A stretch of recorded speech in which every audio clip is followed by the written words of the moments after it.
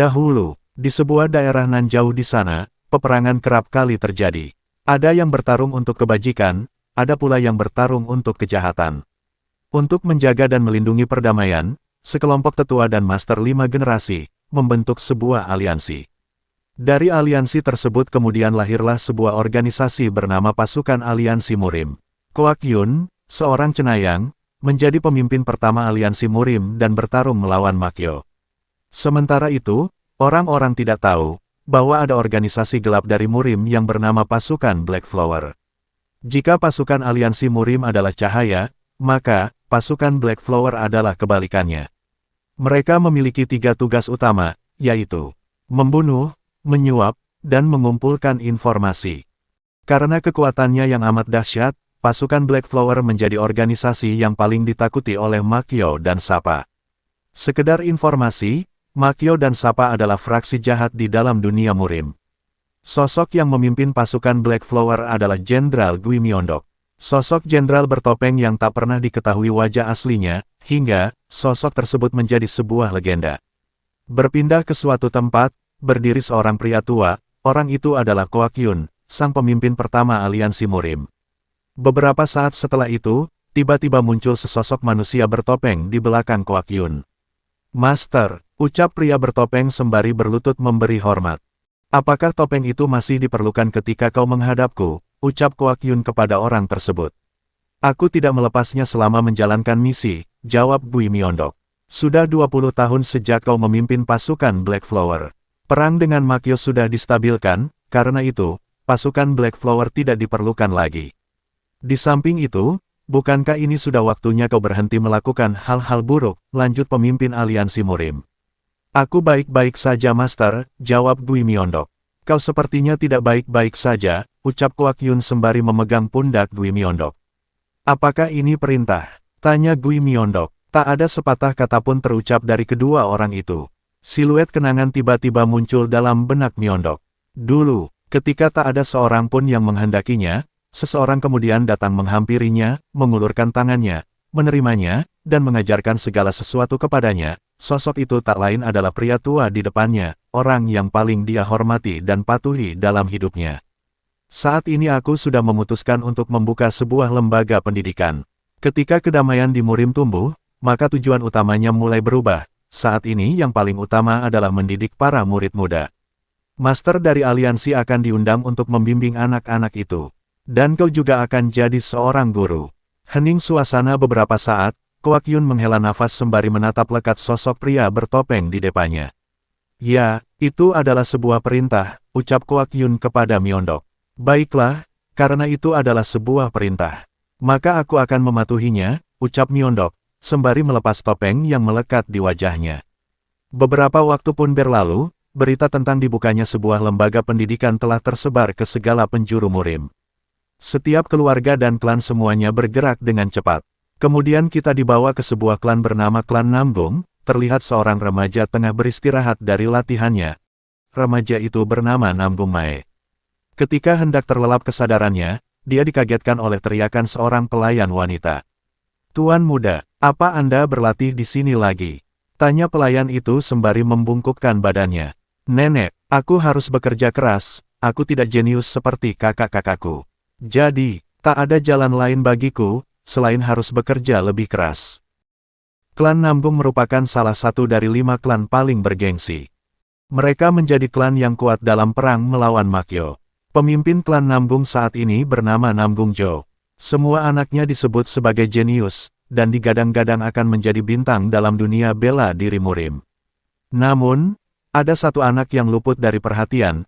Anak itu bernama Namgung Mae, anak termuda dari 5 bersaudara. "Nenek, bukankah kau kesini untuk mengatakan sesuatu?" ucap Mae mengingatkan sang pelayan. "Oh benar tuan muda, aku hampir lupa." Kepala klan memerintahkan kepada seluruh putranya untuk berkumpul di ruangannya. "Ayah memerintahkan untuk berkumpul," ucap Mae bertanya-tanya. Berpindah ke ruangan kepala klan. "Anak-anakku, aku mendapat kabar, sebuah lembaga pendidikan akan dibuka. Aku akan mengirim salah satu dari kalian," ucap kepala klan kepada anak-anaknya. Riuh suasana seketika. "Ayah, izinkan aku menjadi perwakilan dari keluarga kita," ucap Nam Gung Il sang putra tertua. Tidakkah kau pikir aku lebih baik darimu kakak? Ucap Nam Gung Seon sang anak kedua. Dan begitulah seterusnya, mereka tak ingin mengalah satu sama lain, namun hanya satu anak yang tak ikut dalam perebutan kesempatan itu, dia adalah Mae, sang putra kelima. Tak percaya diri dia dengan kemampuannya, merasa pula hanya sebagai pelengkap dia rupanya.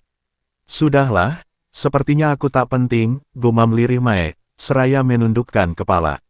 Diam, ucapan kepala klan menghentikan kekacauan itu.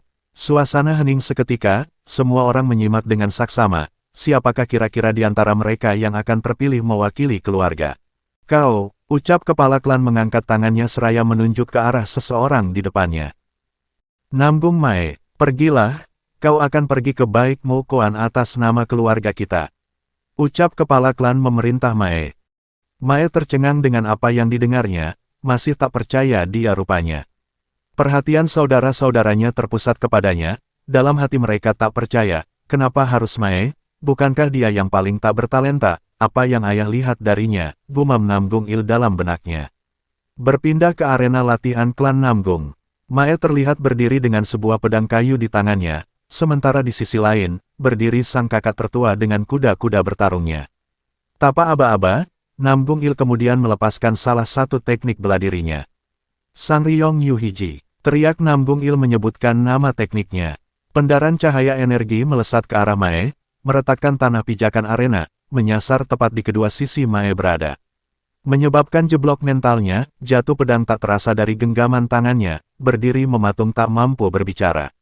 Aku tidak mengerti dengan keputusan ayah untuk mengirimmu atas nama keluarga, ucap Nam Gung Il sembari menyarungkan pedangnya. Kemampuanmu yang kurang itu, akan mencoreng nama baik keluarga kita, lanjutnya. Kau harusnya menyadari itu, setelah 3 bulan, kau harus kembali ke rumah secara sukarela, aku akan berbicara kepada ayah saat aku kembali, tekan Nam Gung Il berlalu pergi. Berpindah depan pintu gerbang akademi, riuh ramai orang-orang di sana. Mae berdiri mematung menghadap gerbang masuk akademi. Terpana dia, melihat banyaknya peserta. Semua orang terlihat tengah sibuk berkenalan dengan peserta lainnya. Mae merasa dirinya adalah yang terlemah di antara orang-orang yang ada di sana. Hingga, seorang gadis rupanya menarik perhatian Mae. Kemudian, dari atas podium, berdiri tegak seorang lelaki kekar dengan pedang besar di tangannya. Mohon perhatiannya, aku adalah Gu Mak Ho. Aku dipanggil oleh asosiasi untuk menjadi guru yang akan mengajari kalian, teriak Gu Mak Ho memperkenalkan dirinya. Riuh suasana seketika, siapa yang tak tahu nama seorang ahli terkemuka. Dengan ciri pedang besar sebagai senjatanya, Gu Mak Ho, pahlawan aliansi yang berperan penting dalam perang menumpas kejahatan. Ini adalah markas besar dari aliansi Murim, kalian akan memasuki Akademi Baik Mo Koan, sebuah akademi di bawah aliansi Murim, untuk belajar dan melatih seni bela diri.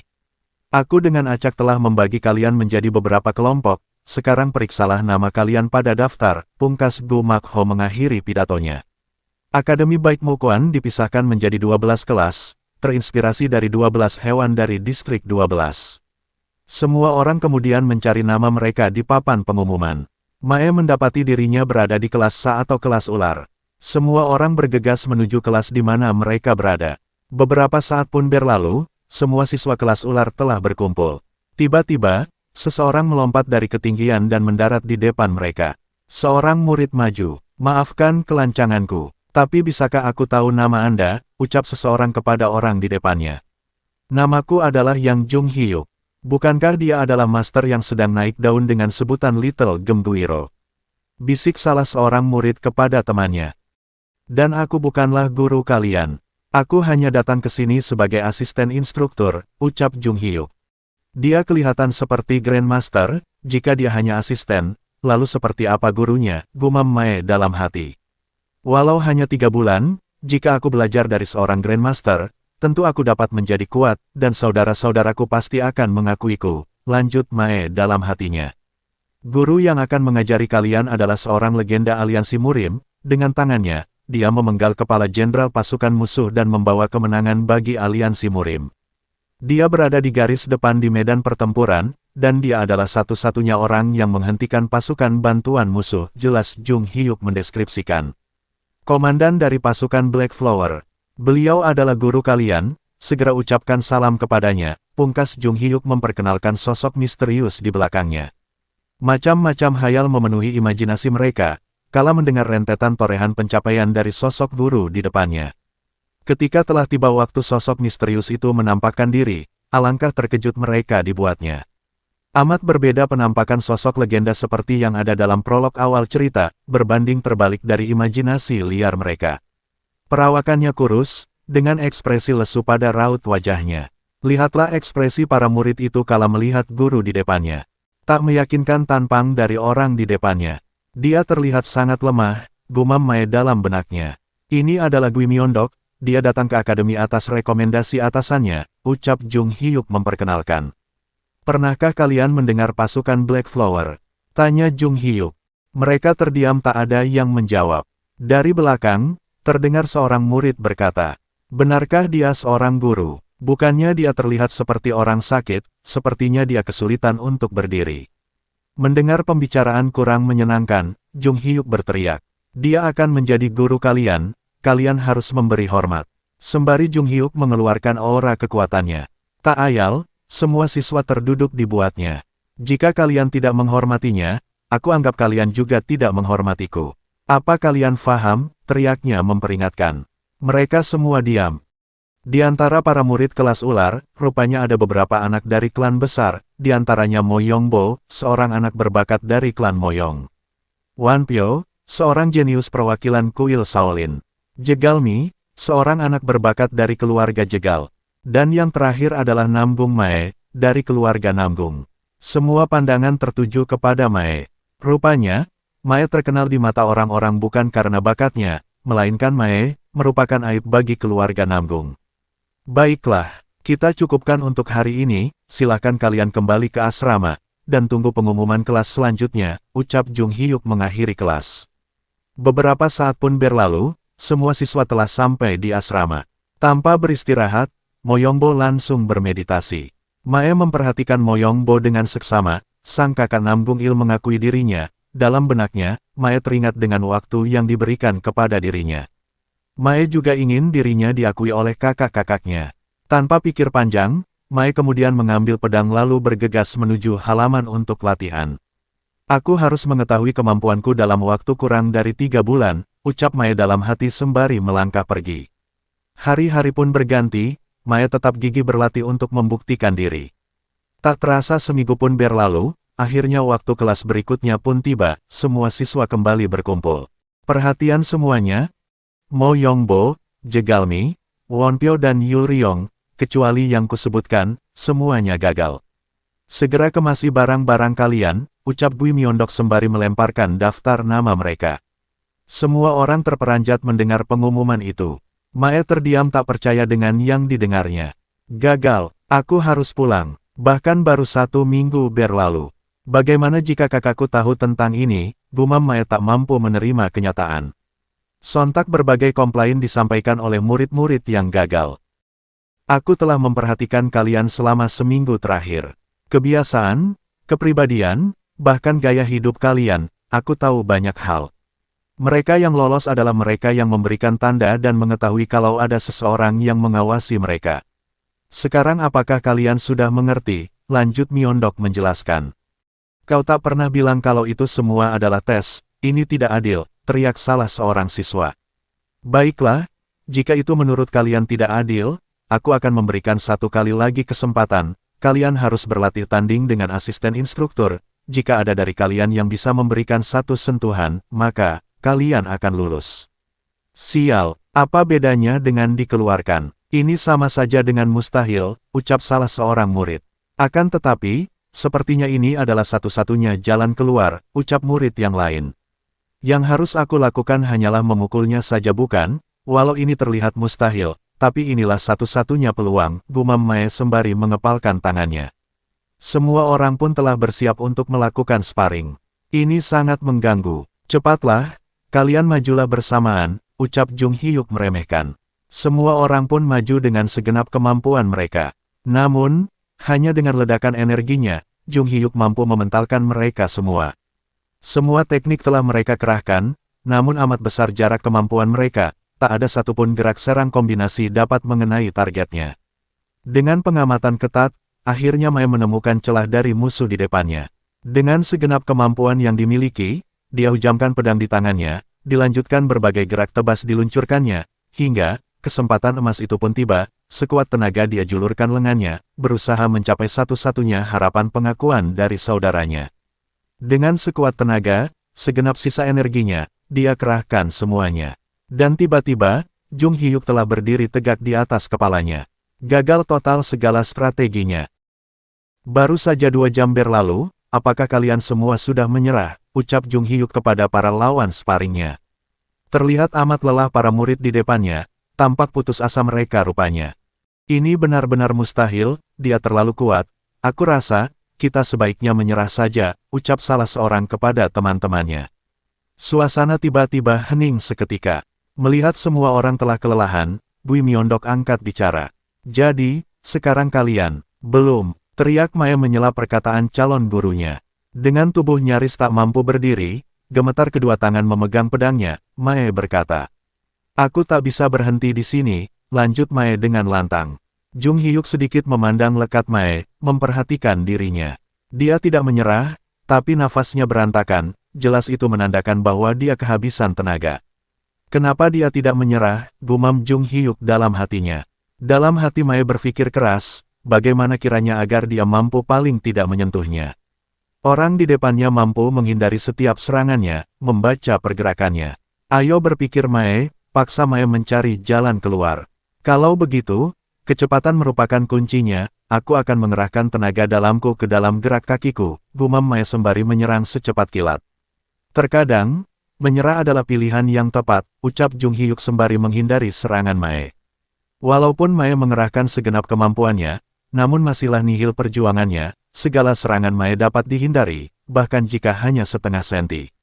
Tenaga dalamku, aku perlu menggunakannya lebih banyak. Ayahku pernah berkata untuk tidak menggunakannya lebih dari ini. Tapi jika begini, aku akan gagal. Maafkan aku ayah, demi harapanku, aku harus melakukannya. Pada titik ini, di mana pengharapan telah nyaris terhapuskan, Mae mendorong dirinya ke titik di mana itu merupakan ambang batas kemampuannya. Nanggung Mae, menyerahlah sekarang, ucap Jung Hyuk sembari menoleh. Betapa terkejutnya dia, melihat pemandangan di depannya. Apa yang terjadi dengan anak ini, gumamnya. Terlihat, sebuah pancaran energi ungu meledak menyelimuti tubuh Mae, bak Naruto versi lain Mae kali ini. Ganas nan badas penampakannya, hilang pula tampaknya akal kesadarannya, mengerang bak serigala dia. Kemudian kita dibawa pada masa lalu nanggung Mae. Saat itu, Mae kecil sedang berulang tahun. Tiba-tiba datang seseorang menghampirinya, menawarkan sebuah benda seperti permen. Mae yang kala itu tak tahu apa-apa akhirnya memutuskan untuk memakan benda itu. Dan balaknya, akibat kelakuan sembrononya, Mae nyaris kehilangan nyawa. Murka tentu saja, kepala klan memerintahkan seluruh pasukannya untuk menemukan pelakunya, namun, karena saking banyaknya tamu pada hari itu, mustahil kiranya menemukannya. Rupanya, benda yang ditelan Mae merupakan racun Samong, sebuah racun yang dapat menyebabkan seseorang tak akan dapat belajar atau menggunakan seni bela diri. Dengan susah payah, kepala klan berusaha menghentikan penyebarannya. Langkah cepat yang dilakukan kepala klan nampaknya membuahkan hasil. Berkumpul akhirnya racun itu di sebagian meridiannya, namun Mae tidak dapat menggunakan seluruh tenaga dalamnya. Jika sampai Mae menggunakan tenaga dalamnya secara berlebihan, maka, racun yang dengan susah payah ditekan, akan menjadi liar, seperti yang kita lihat pada Mae saat ini. Mae kemudian menyerang dengan kekuatan liarnya. Jung Hyuk dan seluruh orang yang ada di sana terbelalak dibuatnya. Kecepatan serangan Mae berlipat ganda, bukan hanya itu, keakuratannya juga semakin tinggi. Bui Myeondok menyadari ada yang lain dalam diri Mae. Jung Hyuk tersenyum melihat perubahan pada diri Mae. Menarik, kecepatan dan keakuratannya meningkat berlipat ganda, sepertinya aku harus serius kali ini, gumam Jung Hyuk dalam hatinya. Sementara itu, Mae terus-menerus menyerang, tak ada lagi dalam dirinya kecuali kemenangan adalah satu-satunya peluangnya. Hingga ketika kedua orang itu hendak beradu serangan, Bui Myeondok tiba-tiba sudah berada di antara mereka. Tercengang Jung Hyuk melihat perilaku tak masuk akal gurunya. Dengan secepat kilat Myeondok menotok aliran darah Mae, menyebabkan Mae tak sadarkan diri. Guru, apakah Anda baik-baik saja? Teriak Jung Hyuk khawatir. Aku baik-baik saja, Biarkan aku membawa Mae ke kantor sehari saja, ucap Myeondok kepada Jung Hyuk.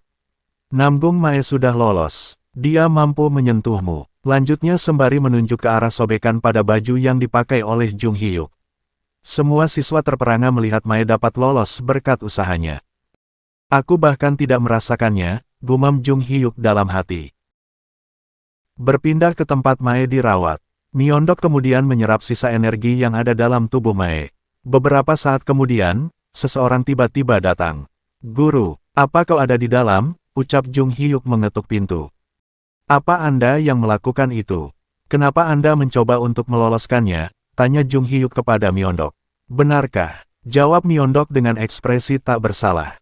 Baiklah, aku mengerti, ucap Jung Hyuk sembari menghela nafas.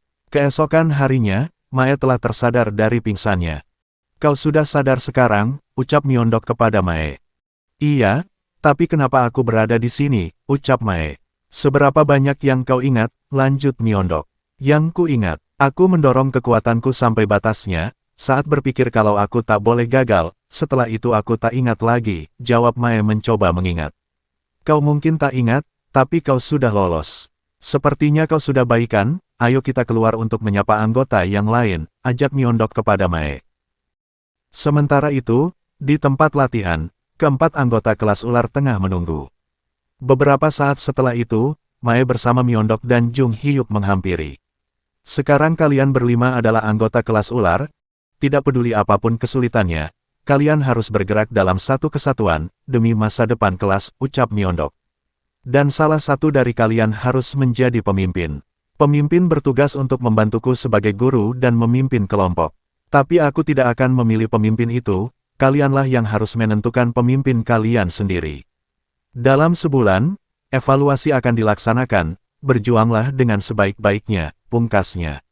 Moyongbo, sebagai seorang yang dipandang jenius dan berbakat, dia memikul beban kepercayaan dari kepala klan Moyong. Alasannya diutus ke Akademi Baik Mukoan, merupakan langkah awal yang disiapkan oleh kepala klan Moyong dalam rencana menjadikan Moyongbo sebagai penguasa murim nantinya. Baiklah, menjadi pemimpin itu akan menjadi pencapaian pertamaku, gumam Moyongbo dalam hati. Sementara di sisi Mae, seorang yang terkenal sebagai orang yang tak memiliki kelebihan, tentunya pengakuan dari saudara-saudaranya, sudah cukup kiranya sebagai motivasi baginya. Aku akan menjadi pemimpin, dengan menjadi pemimpin, maka, aku akan diakui oleh saudara-saudaraku, gumam Mae dalam hati. Jadi, ayo kita mulai kelas pertama kita, ucap Myeondok memulai kelas. Kantong ini berisi sesuatu yang penting, kalau kau melihat isi di dalam kantong ini, maka, kau akan mendapatkan nilai terendah. Ucap Myeondok sembari memberikan masing-masing satu kantong. Tujuan kalian adalah puncak gunung itu. Kalian harus membawa kantong ini dalam keadaan utuh. Aku akan memberikan poin berdasarkan urutan kedatangan. Kalian harus berangkat setelah 30 menit. Dan berhati-hatilah, bisa saja, dalam perjalanan ada sesuatu yang berbahaya, pungkas Myeondok dengan wajah seramnya. 30 menit pun berlalu, setiap orang dengan secepat kilat segera bergegas menuju puncak. Ternyata benar apa yang disampaikan Myeondok. Dalam perjalanan, terdapat berbagai macam jebakan. Akan tetapi, para jenius itu mampu melewati jebakan-jebakan itu dengan mudah. Mae terperanjat melihat di sepanjang jalan, berceceran potongan-potongan kayu jebakan, yang rupanya telah dihancurkan oleh teman-temannya. Apa yang sebenarnya terjadi? Apakah mereka menghancurkan semua jebakan? Haruskah aku menyerah untuk mendapatkan posisi pemimpin? Ucap Mae putus asa dengan kenyataan di depannya. Moyongbo pun tiba di urutan pertama. Moyongbo, buka kantong yang kau bawa, perintah Myeondok kepadanya.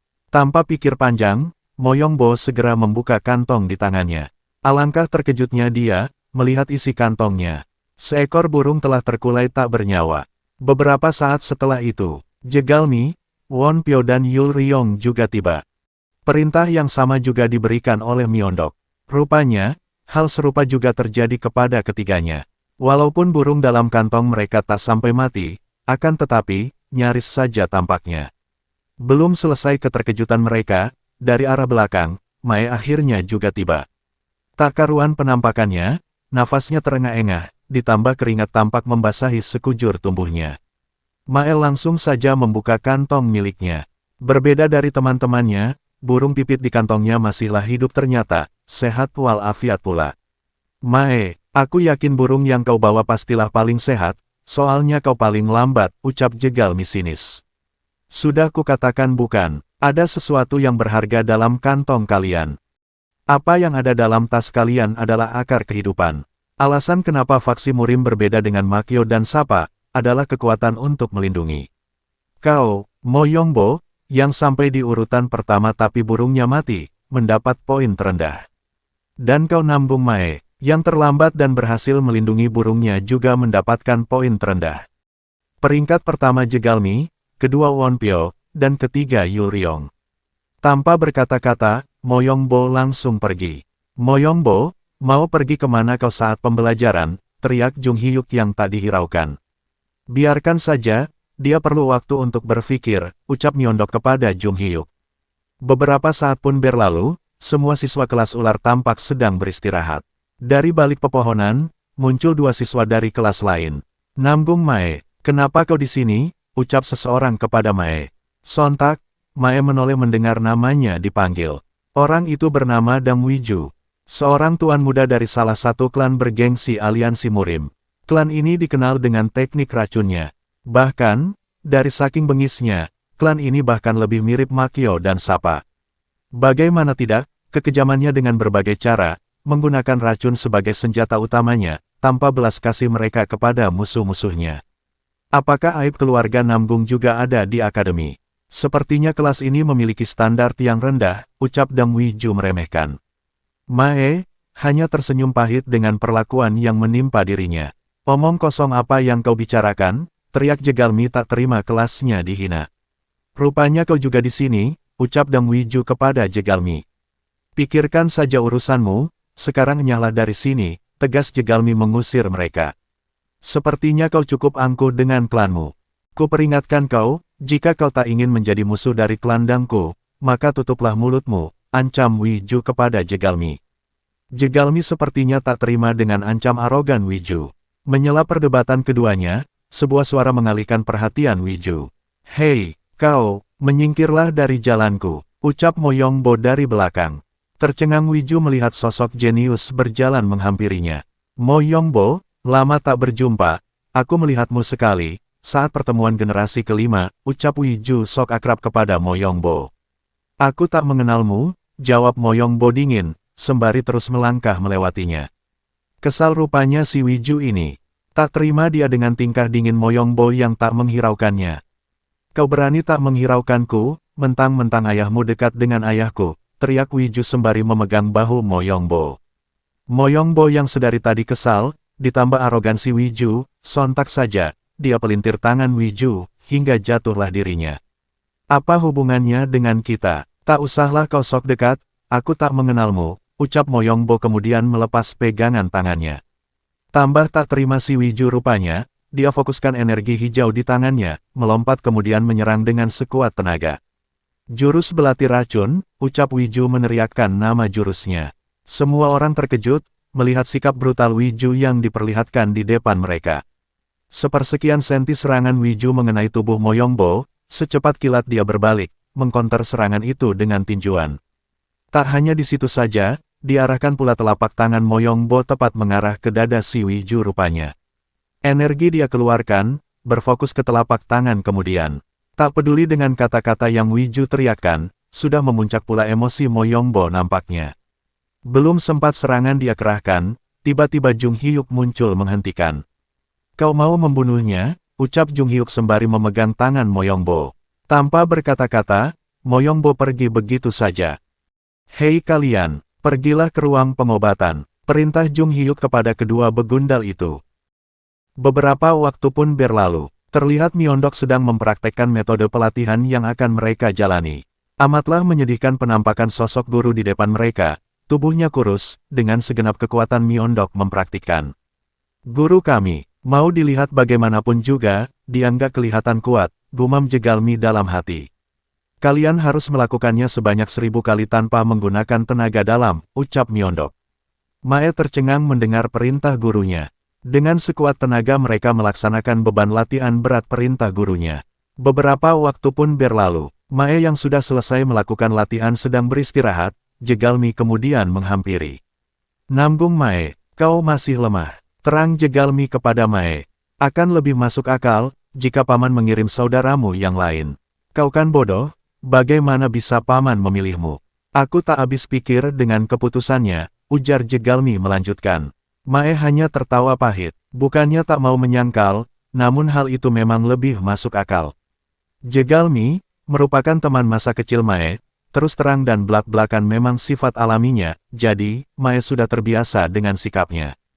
Kau tentu tahu, aku tak bisa menahan rasa penasaranku, namun ada hal lain yang lebih membuatku penasaran, lanjutnya.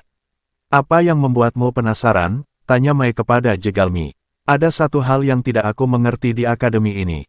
Guru itu, bukannya dia terlihat palsu, ucapnya sembari menunjuk ke arah Myeondok. Aku sudah mencari tahu dengan mengerahkan intel klanku, tapi aku tak menemukan informasi tentangnya. Nama Gui Myeondok merupakan legenda. Pasukan aliansi Murim dikenal dengan nama pasukan Red Flower. Faktanya, ada sebuah organisasi yang disebut pasukan Black Flower. Tak ada yang tahu mereka seperti apa. Dikarenakan, mereka selalu memakai topeng, dan hanya Lordlah yang mengetahui identitas mereka, ucap Jegalmi menerangkan. Ada desas-desus yang mengatakan, bahwa pimpinan pasukan Black Flower, yaitu Gui Myeondok, menjadi guru di akademi. Apakah kalian percaya? Tanyanya. Semua teman-temannya hanya mematung tak menjawab. Dia bilang namanya Gui Myeondok. Tapi, kita tak pernah tahu kemampuannya. Berbeda dengan Jung Hyuk, dia tanpa ragu menunjukkan kemampuannya kepada kita, dan kita bisa percaya. Walaupun ini masih dugaan, tapi kemungkinannya, Gui Myeondok di depan kita adalah palsu, 90% palsu menurutku, ucap Jegalmi kepada lainnya. Bagaimana jika dia memang asli? Timpal Mae balik bertanya. Tidak ada jalan lain, kita harus memastikannya, dan kita juga harus mengungkapnya, ucap Jegalmi. Berpindah ke kelas HE atau kelas babi. Wiju sedang melaporkan kejadian yang menimpa dirinya kepada gurunya. Jadi, kau bilang mereka mengalahkanmu, padahal mereka berkelompok, ucap sang guru. Benar, apalagi guru yang ada di sana, tidak menghukum mereka, ucap Wiju kepada sang guru. Seorang guru tidak menghukum muridnya, padahal mereka melakukan perbuatan pengecut. Dengarlah, aku, Gu Makho, akan datang kepada mereka, teriak guru itu mengeluarkan energi bertarung dari tubuhnya. Wiju tersenyum dengan liciknya, seraya berkata, aku baik-baik saja guru, dan karena ini merupakan masalah pribadi, aku bersedia melupakannya. Ucap Wiju sembari membungkukkan badan. Kita tidak boleh membiarkannya, aku akan mengatasi ini demi dirimu, kau cukup fokus saja pada penyembuhanmu. Baiklah guru, aku mengerti. Malam pun tiba, Gu Makho memeriksa guru dari kelas ular. Betapa terkejutnya dia, mendapati guru itu bernama Gui Myeondok. Senyum tiba-tiba mengembang dari mulutnya, dengan secepat kilat dia tebaskan pedangnya, menghancurkan sebagian dari ruangannya. Mau dia benar Jenderal Myeondok atau bukan, aku sendiri yang akan memastikannya, ucapnya dengan energi bertarung meluap dari tubuhnya. Keesokan harinya, kelas ular masih melakukan latihan berat seperti biasa. Amatlah lelah Mae rasa, latihan ini sungguh gila, gumamnya. Kalian punya waktu 10 menit untuk beristirahat, perintah Myeondok kepada semua muridnya. Jegalmi memberikan kode kepada teman-temannya, untuk melakukan segala sesuatu sesuai rencana. Kita kembali ke beberapa saat sebelum latihan dimulai. Sebagaimana kita tahu, klan Jegal, merupakan klan yang berfokus pada siasat, tak diragukan lagi kecerdasan dari setiap anggotanya. Hal itu pula berlaku kepada Jegalmi, telah dia siapkan rencana matang untuk mengungkap jati diri gurunya. Dia siapkan beberapa buah jarum yang telah dilumuri dengan racun. Mae bertugas untuk menarik perhatian, Yul Ryong bertugas untuk melemparkan jarum-jarum itu kepada Myeondok. Ketika jarum-jarum itu dilemparkan, tentunya Jung Hyuk dengan sigap akan melindungi gurunya. Ketika itu, Yul Ryong harus menancapkan satu jarum ke tubuhnya. Dengan demikian, Jung Hyuk akan membawa Yul Ryong untuk diobati. Dan pada saat itu, Jegalmi, Moyongbo dan Won Pyo akan membongkar jati diri gurunya. Rupanya, rencana mereka berjalan dengan lancar. Namun, ketika mereka hendak menjalankan rencana berikutnya, sebuah suara mengalihkan perhatian mereka. Gui Myeondok, teriak Gu Makho sembari memikul pedang besarnya. Dengan angkuhnya, Gu Makho berjalan di antara mereka. Mo Yongbo berkeringat, merasakan kekuatan besar dari orang di depannya. Apakah ini kelas ular? Tanya Gumakho sembari menancapkan pedangnya tepat di depan Myeondok. Kemana guru kalian? Lanjutnya. Mae dan Mo Yongbo menunjuk ke arah Myeondok bersamaan. Jegalmi melihat peluang emas di depannya, tak perlu lagi capek-capek dia berusaha membongkar jati diri sosok guru di depannya. Tanpa ragu Jegalmi menghampiri Myeondok seraya berkata, "Guru, apa yang Anda lakukan? Guru Gumakho sedang mencari Anda," ucap Jegalmi kepada Myeondok. Pucat pasi wajah Myeondok ketika itu, tampang bodoh tak meyakinkan pula tampak dari wajahnya. Gumakho menatap lekat sosok Myeondok di depannya. Sosok Jenderal Gui Myeondok selalu memakai topeng. Jadi, tak ada yang tahu wajahnya. Tapi, dilihat dari manapun, tak ada jejak orang hebat dalam dirinya, gumam Gumakho dalam hati. Tak perlu dilihat pun, aku tahu kalau dia hanya meniru nama dari sosok legenda dan menjadi guru akademi. Mau dia asli atau palsu, aku hanya perlu melawan orang lemah ini dan menang, lalu, reputasiku akan naik dengan pesat. Mari kita cari alasan, gumam Gumakho sembari menyeringai licik. Apa benar kau adalah guru mereka? Tanya Gumakho memastikan. Benar, aku adalah instruktur kelas ini. Aku juga tahu, kamu adalah guru dari kelas babi. Ada keperluan apa kiranya kau datang kemari? Ucap Myeondok balik bertanya. Seorang anggota dari kelas kami dipukuli secara tidak adil oleh anggota kelas kalian. Ku dengar, tidak ada hukuman yang diberikan kepada anak-anak itu, lanjut Gumakho. Orang itu jelas-jelas berbohong kepada gurunya, aku harus meluruskan kesalahpahaman ini, gumam Mae dalam hati. Itu semua karena aku, ucap Mae berbarengan dengan Mo Yongbo. Keduanya saling pandang satu sama lain. Kemudian, Mo Yongbo maju seraya berkata, "Yang kulakukan adalah bertarung dengannya secara adil," lanjut Mo Yongbo.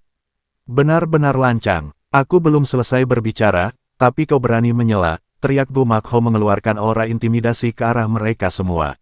Bergidik mental para siswa, tertekan dengan aura itu.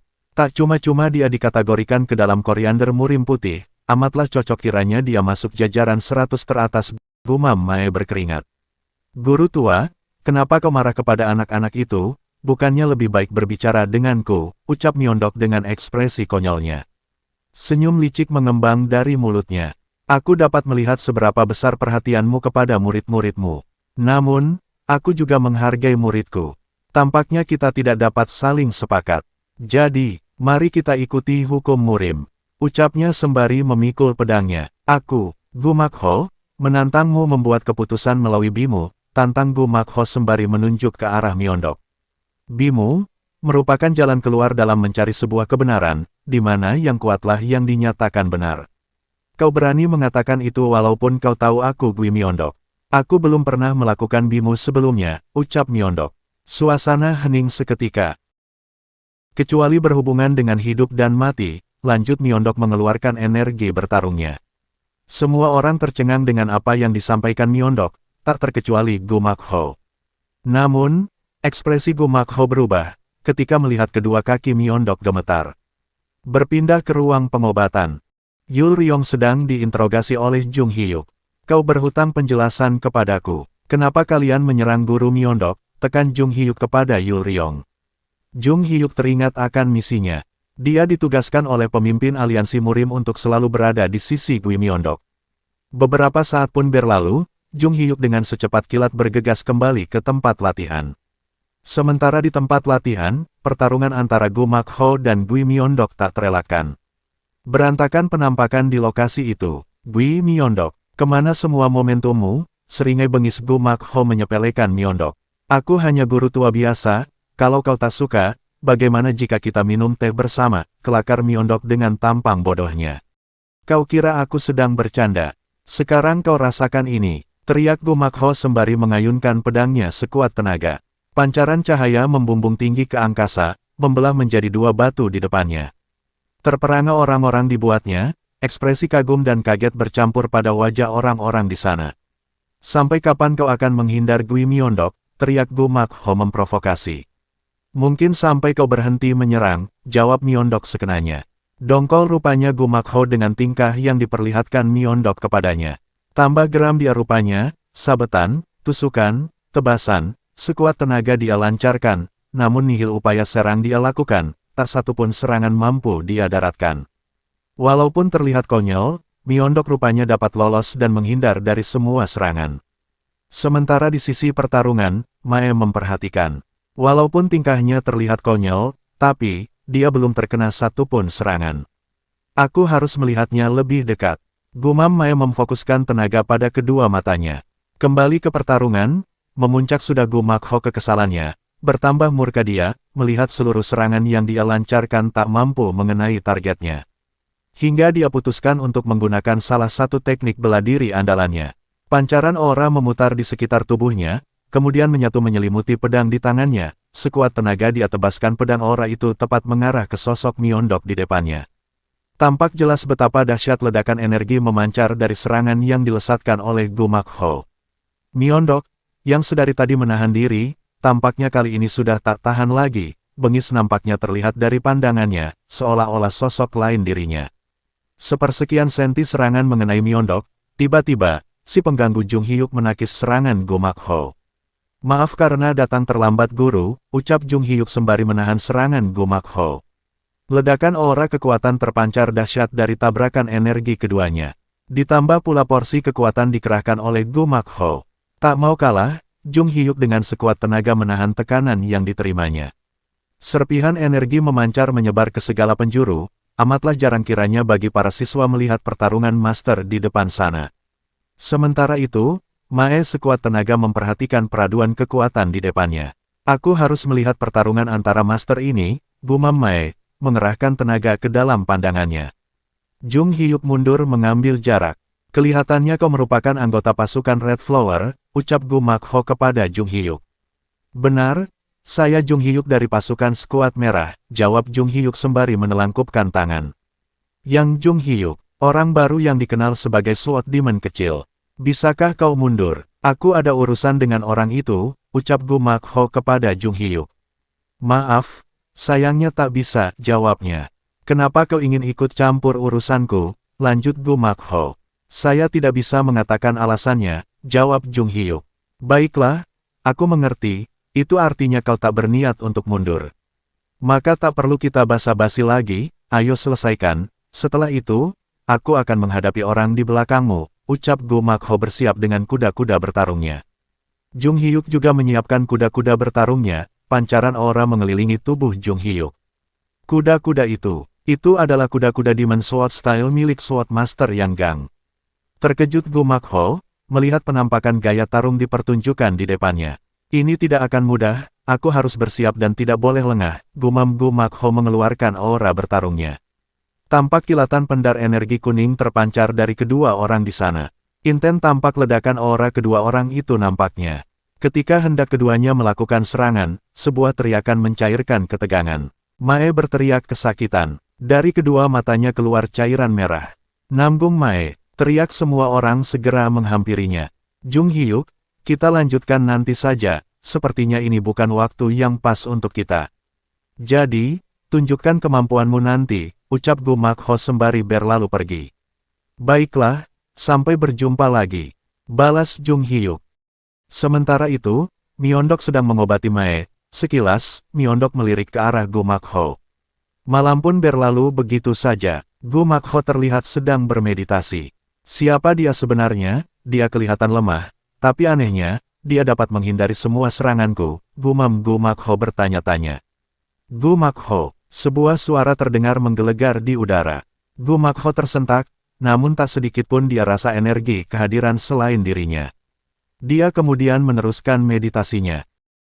Bagaimana tentang bimu yang kau minta? Ucapan seseorang dari belakangnya. Terkaget dia, dengan secepat kilat mengambil pedang yang berada di sampingnya. Siapa kau? Ucap Gumakho sembari mundur menjaga jarak. Bagaimana dengan bimu yang kau minta itu? Ucap Gui Myeondok mengulangi. Ditampakkan sudah sosok Gui Myeondok bertopeng di depannya, amat beda dari sikap cupu ditunjukkan pada saat sebelumnya. Energi petarung meluap di sekitar tubuh Myeondok kala itu. Terkejut, pasti, tak pernah dia bayangkan sebelumnya, bahwa sosok yang dia ganggu merupakan Gui Myeondok sesungguhnya. Walau rasa khawatir dan takut dia rasa, akan tetapi, rasa penasaran ingin menjajaki sosok melegenda menutupi keraguannya. Dengan secepat kilat dia tebaskan pedangnya. Sudah kepalang tanggung katanya. Namun naas kiranya, bukan kaleng-kaleng pula sosok bertopeng di depannya. Hanya dengan jentikan jari, sudah hancur pedang besar kebanggaannya. Amatlah pantas Bui Myeondok dijadikan sebagai seorang legenda. Terkejut sejadi-jadinya dia, tak pernah dia bayangkan, serangan terkuatnya bahkan tak mampu menggores barang sehelai rambut sosok di depannya. Belum selesai keterkejutannya, Myeondok secepat kilat mengkonter serangan itu dengan serangan energi terfokus dari ujung jarinya. Dia lepaskan energi itu, mengarah tepat ke tubuh lawan arogan nan angkuh di depannya. Bolong sudah bagian tubuh yang dilewati lesatan energi dengan begitu cepatnya. Gu Makho terduduk pasrah dibuatnya. Tak terbayangkan dalam benaknya, perbedaan kekuatan di antara mereka. Apakah kau masih penasaran dengan kemampuanku? Tanya Myeondok kepada Gu Makho. Tidak, saya sudah bersikap tidak sopan kepada Anda guru, jawabnya terbata-bata. Masih banyak hal yang tidak aku ketahui, karena aku baru saja jadi guru. Kuharap yang terbaik untukmu di masa depan. Ucap Bui Myeondok berlalu pergi. Gemetar seluruh tubuh Gu Makho saat itu. Tak pernah terfikir olehnya, orang yang dia singgung adalah sosok legenda sesungguhnya. Bui Myeondok, sosok legenda yang jika dia mau, sudah wassalam hidupnya. Sebuah nama, yang akan dia ingat selama-lamanya. Berpindah ke ruang pengobatan di mana Mae dirawat, sebuah kain terlihat menutupi kedua matanya. Ternyata aku pingsan lagi. Aku tak menyangka, ketika aku mengkonsentrasikan energi dalamku pada kedua mataku, hal aneh itu tiba-tiba terjadi lagi, gumam Mae dalam hati. Nanggung Mae, kau sudah bangun ya, ucap Guru Myeondok. Sebenarnya apa yang terjadi pada matamu? Tanya Myeondok kepada Mae. Saya melihatnya. Anda sengaja menghindari serangan guru Gu Makho. Jawab Mae tak memperdulikan pertanyaan gurunya. Jadi, dia meningkatkan penglihatannya dengan kekuatan itu, gumam Myeondok dalam hati. Bukannya kau salah lihat, kalau Gu Makho menyerangku dengan serius, aku bisa saja mati, bahkan memikirkannya saja aku ngeri. Ucap Bui Myeondok berpura-pura, saya tidak salah lihat, ternyata, Anda memanglah Bui Myeondok, jawab Mae membantah perkataan gurunya. Maksudmu, kau melihat dengan kedua matamu sendiri, ucap Myeondok sembari berdiri. Apakah kau tahu seberapa berbahaya kekuatan yang kau punya, dan bagaimana cara menggunakannya? Lanjut Myeondok bertanya. Ayah saya mengumpulkan sejumlah kecil energi ke dalam dantian saya, energi itu begitu liar katanya. Jadi, saya dilarang untuk menggunakan energi dalam saya. Namun, terhenti ucapan Mae, mengingat perbedaan kekuatan antara dirinya dan saudara-saudaranya. Saya ingin menjadi kuat, jika guru tahu caranya, tolong ajarkan kepada saya. Ucap Mae memohon kepada Myeondok. Cara, ucap Myeondok sembari berbalik. Kekuatanmu itu semacam kutukan, salah-salah, kau bisa cacat atau mati. Kenapa kau harus mempertaruhkan nyawa hanya untuk kuat, ucap Myeondok memperingatkan Mae. Saya sudah siap atas segala resikonya, lagi pula, tak ada yang berharap kepada saya, ucap Mae meyakinkan. Sepintas, Myeondok melihat dirinya dalam diri Mae. Anak ini, tampaknya kau akan berjalan di jalan yang sama sepertiku, gumam Myeondok dalam hati. Baiklah, akan aku beritahu cara menjadi kuat, pungkas Myeondok. Berpindah ke suatu tempat, siluet bayangan sedang melakukan pembantaian. Energi petarung tak henti-henti meluap dari tubuhnya. Sosok misterius itu berjalan mendekat pada sekumpulan orang di depannya. Hei, kau, sergah lelaki botak kekar dengan garangnya. Tak tahukah kau siapa kami? Belum sempat lelaki itu memperkenalkan diri, telah terpisah kepala dari tubuhnya. Berkeringat dingin orang-orang di sana, melihat kejadian kejam di depan mata mereka. Siapa kau? Kenapa kau menyerang kami? Ucap ketua dari kelompok itu. Kau tak tahu siapa aku. Jawab sosok algojo sadis di depan mereka. Kami tidak tahu siapa Anda, tapi, tolong ampuni kami. Ucap sang ketua sembari bersujud. Jika Anda mengampuni kami, maka, kami akan berterima kasih pada Anda selamanya, lanjut sang ketua. Tidak, jika kau tidak tahu siapa aku, ucap sosok misterius, sembari menarik pedangnya. Kini dinampakkan kepada kita semua, sosok misterius itu berjubah hitam dengan topeng melekat pada wajahnya. Mungkinkah kau, Bui Myeondok? Sangka tetua itu yang nahas nampaknya, tanpa berkata-kata, telah ditebaskan pedang panjang menyerupai cambuk menebas semua orang di depan sosok misterius itu. Berpindah ke tempat latihan akademi, Mae terlihat sedang bermeditasi, sembari mengingat segala penjelasan dari Myeondok. Kekuatan Mae rupanya bukanlah kekuatan biasa. Seperti yang dibahas pada episode pertama, ki di dalam dantian Mae terbagi menjadi dua, ki asli dan ki terkontaminasi.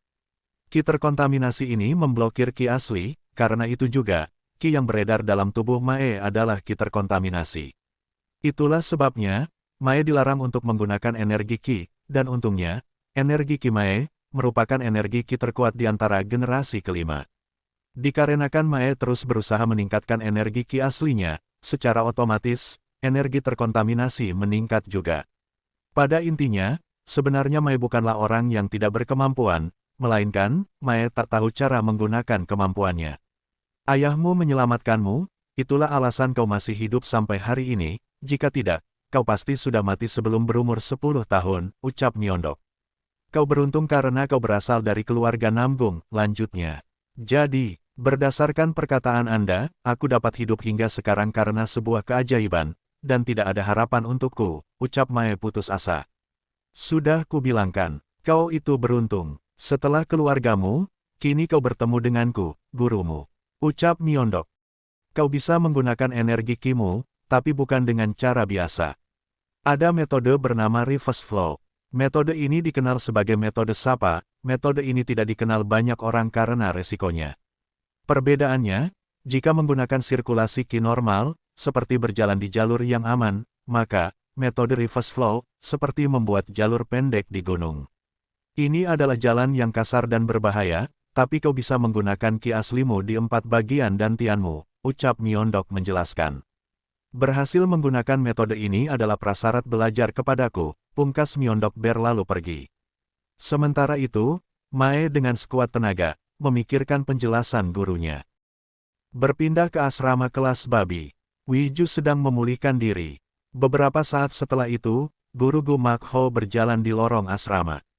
Guru, Anda baik-baik saja, basa-basi Wiju kepada Gu Makho. Dalam hatinya Wiju bergumam, sepertinya sesuatu yang besar telah terjadi, sembari tersenyum dengan liciknya. Aku tidak apa-apa, sekarang urusi dirimu sendiri, ucap Gu Makho berlalu pergi. Bagaimana kunjungan Anda ke grup ular? Tanya Wiju. Biarkan saja, jawab Gu Makho ketus.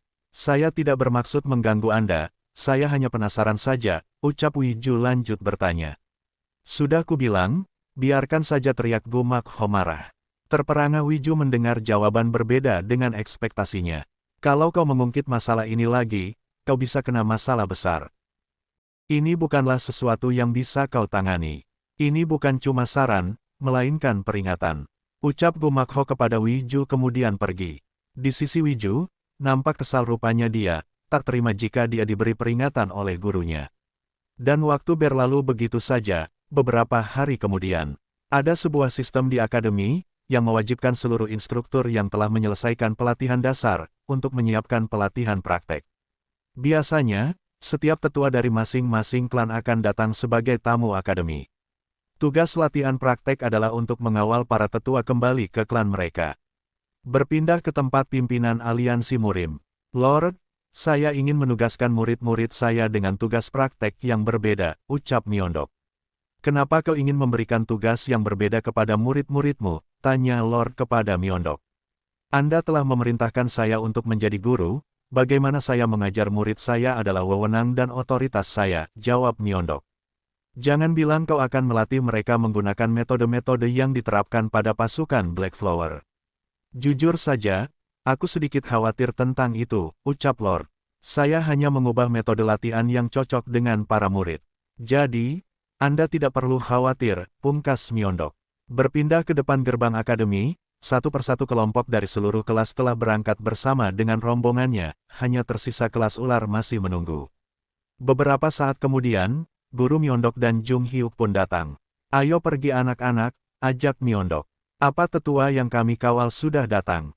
Tanya mereka. Dia sudah di sini, sekarang ikuti aku, kita akan menemuinya, lanjut Myeondok kemudian pergi. Akhirnya mereka pun tiba, dalam hati mereka bertanya-tanya, di mana rombongan tetua yang akan mereka kawal.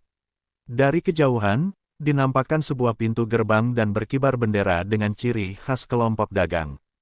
Orang yang akan kita kawal ada di dalam sana, ucap Myeondok kepada mereka semua. Dari tempat itu, terdengar keributan, kemudian, dari pintu gerbang itu, keluarlah beberapa orang dengan bersenjata pedang, di belakang mereka, menyusul sosok tua berjalan setengah berlari mengejar. Bagaimana kami bisa pergi tanpa adanya penjaga, ucap lelaki tua itu kepada ketiga orang di depannya. Kalau kau tak mau mati, lepaskan tanganmu sekarang juga, teriak penjaga hendak menebaskan pedangnya. Tercengang si Pak Tua, melihat kilatan pedang yang akan ditebaskan padanya. Tanpa menunggu perintah, Mo Yongbo maju menghentikan. Tercengang sang penjaga, melihat seorang anak tiba-tiba memegang tangannya. Hei, kau, kenapa kau memegang tanganku? Ucap penjaga kepada Mo Yongbo. Kakak, bukankah dia hanya anak kecil? Beri dia pelajaran kakak, kelakar penjaga lainnya. Ekspresi penjaga itu berubah, ketika melihat sepertinya sang kakak kesulitan untuk mengerahkan kekuatannya. Kalian berdua, serang dia. Perintah penjaga itu kepada anggotanya. Sementara di sisi Mo Yongbo, dia menoleh kepada Myeondok meminta persetujuan atas apa yang akan dilakukannya. Myeondok terlihat mengangguk pertanda setuju. Dengan secepat kilat, Mo Yongbo menebaskan pedangnya, menghancurkan pedang-pedang lawannya. Terkejut bukan main para penjaga itu dibuatnya. Beberapa saat setelah itu, di dalam ruangan. Maafkan saya karena telat memperkenalkan diri, nama saya Wong Seobong dari grup dagang Seok Gemsangdan. Saya berterima kasih atas bantuan yang kalian berikan tadi, ucap Seobong. Ada apa kalian datang ke grup dagang kami, tanyanya. Kami grup ular dari pasukan aliansi, ucap Myeondok memperkenalkan diri. Kalau begitu, mungkinkah kalian petugas militer dari institusi pendidikan Murim yang baru saja didirikan, ucap Seobong. Benar, dilihat dari situasi tadi, sepertinya telah terjadi sesuatu, bisakah kau menjelaskannya? Sebenarnya, dulu, grup dagang kami tidaklah besar. Namun, grup ini berjalan dengan baik, dengan perlahan, grup kami mulai berkembang. Itu semua membuat pimpinan grup dagang lain menjadi iri, mereka mulai mengambil orang-orang yang berkontrak dengan kami satu persatu, dan mereka menyuap semua orang di seluruh wilayah. Akibatnya, tidak ada lagi orang yang ingin melakukan kontrak dengan kami. Makanya, saya mencoba membangun hubungan dengan pihak luar, akan tetapi, 3 bulan terakhir kami mulai kehabisan uang, jadi kami putuskan untuk pergi ke tempat lain, ucap Seobong menjelaskan. Guru, kenapa kita berlama-lama di sini? Di mana ketua klan aliansi Murim yang akan kita dampingi? Tanya Jegalmi. Maaf, tidak ada tamu seperti yang Nona sampaikan di tempat kami, pasti ada kesalahpahaman, ucap Seobong melanjutkan. Kalian salah, kita di sini bukan untuk mengawal tetua klan aliansi Murim. Tugas praktek kita adalah untuk mengawal grup dagang Seok Gemsangdan, ucap Myeondok mengagetkan mereka semua. Berpindah ke sebuah tempat. Ketiga orang penjaga tadi sedang melapor kepada seseorang. Ada pria aneh dan beberapa bocah tiba-tiba muncul, kami terpaksa mundur, lapor penjaga itu kepada orang di depannya. Terlihat seorang pria bergumam sembari memelintir kumisnya. Apa memang sesulit itu berperan sebagai mata-mata, ucapnya. Pria gemuk itu bernama Jong Chon Koak, pimpinan grup dagang Jongchon. Jika kami meminta untuk langsung menjadikan kami perwakilannya, dia bisa curiga, itulah sebabnya, kami menawar secukupnya, hingga akhirnya mereka menerimanya. Tapi, gara-gara orang-orang itu, semuanya jadi berantakan, lanjut penjaga itu melaporkan. Dari samping Jongchon Koak berdiri sosok asasin menarik pedangnya. Tak ayal, bersujud para penjaga itu meminta maaf atas kegagalannya. Aku tidak peduli. Masih banyak orang lain yang bisa menggantikan kalian. Pergi, dan jangan pernah kembali ke wilayah Hanam lagi, teriak bengis ketua itu memerintahkan. Berpindah ke depan kediaman grup dagang, Mae beserta yang lain menunggu instruksi dari guru Myeondok. Kita tak akan melakukan latihan praktek yang palsu itu, kita akan memulai pengalaman nyata sekarang. Jalan setapak menuju Green Forest, bertarung dengan alam liar dan para bandit, itulah pelatihan sesungguhnya. Sekarang tunjukkan padaku senjata yang kalian bawa, perintah Myeondok mengakhiri pidatonya. Semua murid mengeluarkan senjata mereka masing-masing. Mo Yongbo, membawa pedang Cheon Gang, salah satu harta keluarga Moyong. Murid yang lain juga membawa harta berharga dari keluarganya. Namun, perhatian Myeondok tertuju kepada Namgung Mae, yang hanya mengeluarkan pedang kayu biasa. Aku memang bilang kalau kita akan melakukan latihan praktek, tapi mengapa kamu membawa pedang kayu? Tanya Myeondok kepada Mae. Aku tidak punya senjata seperti yang lainnya, lagi pula, ini adalah senjata yang selalu aku gunakan dalam latihan, jawab Mae kepada Myeondok. Baiklah, semua orang punya senjata yang bagus. Mulai sekarang, kecuali Namgung Mae, semua senjata kalian sementara aku sita, seringai pun nampak dari wajah Myeondok. Asisten instruktur, keluarkan apa yang sudah aku siapkan untuk mereka, perintah Myeondok dengan girangnya. Beberapa saat setelah itu, sekantong senjata berada di hadapan mereka semua. Dari yang aku amati sejauh ini, aku sudah menyiapkan senjata yang paling pas untuk kalian. Mo Yongbo, kau akan memakai pedang ini, ucap Myeondok menunjuk ke beberapa pedang tua biasa. Jegalmi, diberikan sebuah seruling. Yol Ryong, diberikan beberapa belati kecil. Wonpyo, diberikan tombak stik ruyung. Tak ayal, beberapa anak komplain dengan keputusan gurunya, namun akhirnya mereka menerimanya. Sementara itu, Myeondok menghampiri Mae. Namgung Mae, hal pertama yang harus kau lakukan adalah menyusul teman-temanmu. Apakah kau sudah menguasai metode yang aku jelaskan kepadamu? Tanya Myeondok. Sementara ini aku masih belum menemukan caranya, jawab Mae. Kau pasti bisa. Mengkonsentrasikan energi Ki ke dalam mata adalah tugas yang sulit, karena membutuhkan pengoperasian energi Ki yang baik. Akan tetapi, kau bisa melakukannya. Naegong dalam dirimu berusaha membangun energi alam dalam tubuhmu, semua energi meniru energi alam. Hal yang sama juga berlaku pada semua seniman bela diri. Energi Ki di dalam dantianmu berkumpul dan tidak berbagi, itu adalah hal yang tak terlihat pada diri orang lain selain dirimu, jelas Myeondok kepada Mae. Yang Ki berarti surga, dan Yin Ki berarti bumi, dan kau kebalikannya. Jadi yang kau butuhkan adalah, lanjut Myeondok memberikan arahan kepada Mae. Mae berpikir berusaha memahami apa yang disampaikan oleh gurunya. Yang kubutuhkan adalah, surga dan bumi harus terbalik. Pencerahan kini didapatkan oleh Mae. Berpindah ke suatu tempat di dalam hutan, terlihat sesosok lelaki tua duduk di atas batu sembari meneguk minumannya. Tak ada seorang pun yang datang untuk mengantarku pergi. Mungkinkah mereka mengabaikan fakta, bahwa aku juga merupakan salah satu ketua klan, gerutu lelaki tua itu. Berpindah pada grup pedagang, sebelum berangkat, Myeondok kembali memberikan arahan. Latihan praktek dimulai sekarang. Tugas kalian adalah menjaga grup pedagang dalam perjalanan. Kalian tidak akan pernah tahu apa yang akan kalian hadapi selama perjalanan, jadi, selalu ingat untuk tetap siaga. Dan pastikan grup pedagang dan barang-barangnya tetap aman, ucap Myeondok kepada semua muridnya. Oh ya, setelah latihan praktek selesai, aku akan menunjuk pemimpin sementara, tutup Myeondok sembari berbalik dan pergi. Rombongan pedagang pun memulai perjalanannya. Ketika malam tiba, rombongan pun memutuskan untuk beristirahat. Beberapa meter dari kemah, Mae sedang berlatih. Mae mulai merasakan perbedaan pada aliran Ki dalam dantiannya. Akhirnya aku menemukan petunjuk. Tapi, ini cukup berbahaya, menyimpan sedikit saja ketika aku menggunakan energi Kiku untuk reverse flow, aku bisa saja terkena dampaknya. Apakah aku masih kurang tekad? Apakah aku benar-benar harus mempertaruhkan nyawaku? Gumam Mae dalam hati. Mengagetkan Mae, guru Myeondok datang dari balik semak belukar.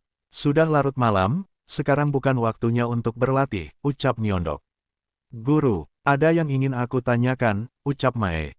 Sekarang sudah giliranmu untuk berjaga, kembalilah sekarang juga, perintah Myeondok tak menghiraukan Mae. Mae segera kembali kepada rombongan. Ekspresi datar tampak pada wajah Myeondok. Ternyata ada banyak orang jahat di sini, dengan niat untuk membunuh seorang bocah. Aku akan menghadapi kalian jika kalian berani. Kalian pikir aku tak dapat melihat kalian walau kalian bersembunyi, sungguh bodoh sekali, ucap Myeondok memprovokasi. Seketika itu beberapa asasin menampakkan diri. Aku tak tahu bagaimana kamu dapat menyadari keberadaan kami. Tapi, kelihatannya kau tak paham dengan situasimu saat ini, ucap salah seorang asasin. Aku paham kenapa orang selemah dirimu begitu berani mendekati kami dengan percaya diri, ternyata untuk mengulur waktu agar bocah tadi dapat melarikan diri. Kau tak harus berusaha sebegitu kerasnya, lagian bukan hanya bocah itu, tapi yang lainnya juga akan mati, ucap asasin meremehkan Myeondok. Jadi kalian datang dengan rencana kejam rupanya, kalau begitu, kita lihat saja nanti setelah aku menghajar kalian, ucap Myeondok sembari mengeluarkan topengnya. Aku kira kau akan mengeluarkan senjata, ternyata cuma topeng. Hei, bercandamu sudah kelewatan. Serang dia, perintah asasin itu kepada anggotanya. Secepat kilat seorang asasin maju menghujamkan pedangnya. Sepersekian senti serangan itu mengenai Myeondok, sebuah ledakan tercipta. Kepulan asap tercipta akibat ledakan itu, bersama hilangnya asap tersebut, sesosok bayangan muncul. Alangkah terbelalak mata para asasin itu, menyaksikan anggotanya tumbang tepat di hadapannya. Kau kira aku bercanda, ucap Myeondok dengan garangnya. Tanpa basa-basi, secepat kilat dan tanpa terlihat Myeondok menyerang satu persatu asasin itu, ragam serangan telah asasin itu kerahkan, namun nihil usaha mereka lakukan, mereka semua tumbang. Sementara itu, di tempat kemah, Jung Hyuk mendapat transmisi suara, untuk segera menemui Myeondok. Jung Hyuk secepat mungkin menyusul gurunya. Betapa terkejutnya Jung Hyuk melihat pemandangan di depannya. Guru, apakah Anda membunuh mereka semua? Tanya Jung Hyuk. Aku tidak membunuh kalau bukan misi, aku cuma mematahkan tulang dan menghancurkan meridian mereka. Jawab Myeondok. Anda menghancurkan kultivasi mereka, siapa mereka? Tanya Jung Hyuk. Kau tidak melihat, mereka itu asasin. Dan tampaknya mereka juga menerima pelatihan yang cukup. Sepertinya ada pihak yang mencoba untuk menyingkirkan grup pedagang. Sepertinya akan banyak orang-orang seperti ini ke depannya, ucap Myeondok. Guru, anak-anak dalam keadaan bahaya, latihan ini harus dihentikan, pinta Jung Hyuk. Tidak, jangan hentikan latihannya. Kau menangani asasinnya, dan biarkan anak-anak menghadapi bandit-bandit hutan. Karena aku ada sedikit urusan, aku harus pergi sementara. Jaga baik-baik anak-anak. Kemampuanmu sebagai SWAT demon kecil, sudah cukup untuk melawan para asasin itu. Anda hendak kemana di situasi genting seperti ini? Tanya Jung Hyuk kepada Myeondok. Haruskah ku sebut kunjungan ke rumah? Ucap Myeondok kemudian berlalu pergi. Keesokan harinya, rombongan pedagang kembali melanjutkan perjalanan. Di tengah perjalanan mereka dikagetkan oleh seorang anak. Anak itu merupakan warga desa kenalan dari pimpinan rombongan. Di mana kakekmu? Kenapa kau sendirian? Tanya kepala rombongan. Punggungnya sakit katanya, jadi aku harus mencari herbal sendiri. Jika paman ingin pergi ke desa, mari kita bersama, ajak bocah itu. Dan diputuskanlah, peristirahatan selanjutnya adalah desa tempat bocah pencari tanaman herbal.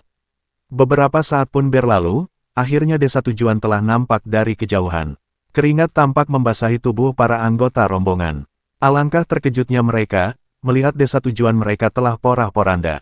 Mayat-mayat bergelimpangan di tanah. Bocah pencari tanaman segera berlari ke sebuah rumah, khawatir dengan keadaan kakeknya. Kakek, teriaknya mengkhawatirkan sang kakek. Apa yang terjadi? Tanya bocah itu.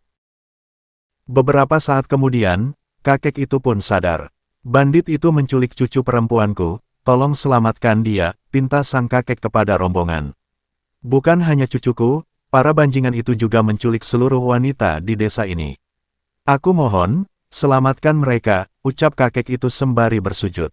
Prioritas kami saat ini adalah untuk memastikan keselamatan rombongan pedagang, akan tetapi, guru juga berkata bahwa perbedaan faksi dan bandit adalah kekuatan untuk melindungi, gumam Mae dalam hati. Kita harus menyelamatkan mereka, kita tidak bisa mengabaikan hal ini. Desak Mae kepada Jung Hyuk. Aku juga ingin, akan tetapi, bisa saja ini adalah sebuah jebakan, jadi, kita tidak dapat membiarkan rombongan tanpa adanya penjagaan, jawab Jung Hyuk.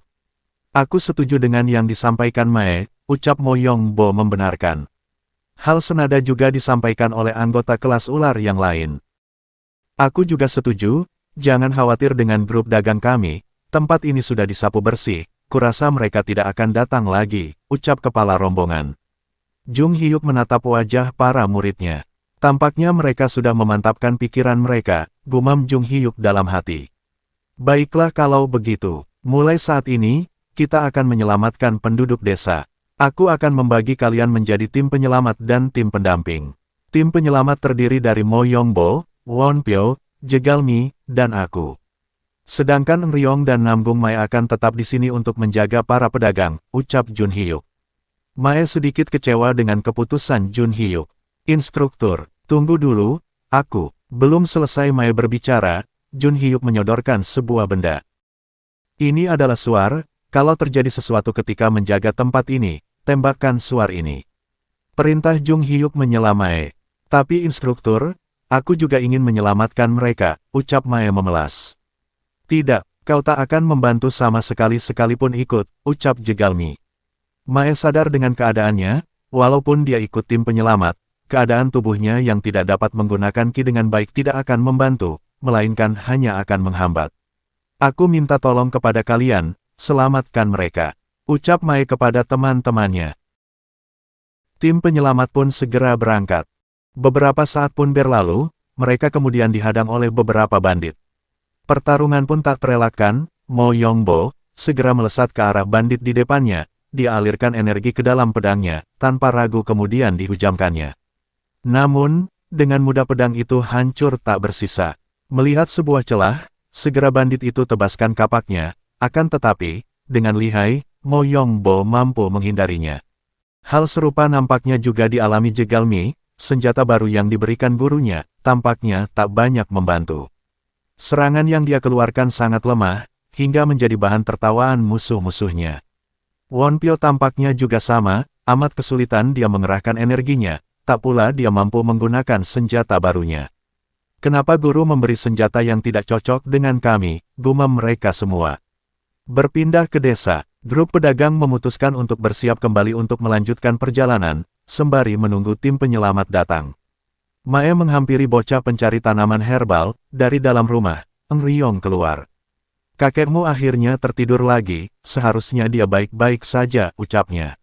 Terima kasih kakak, ucap bocah itu sembari menundukkan kepala.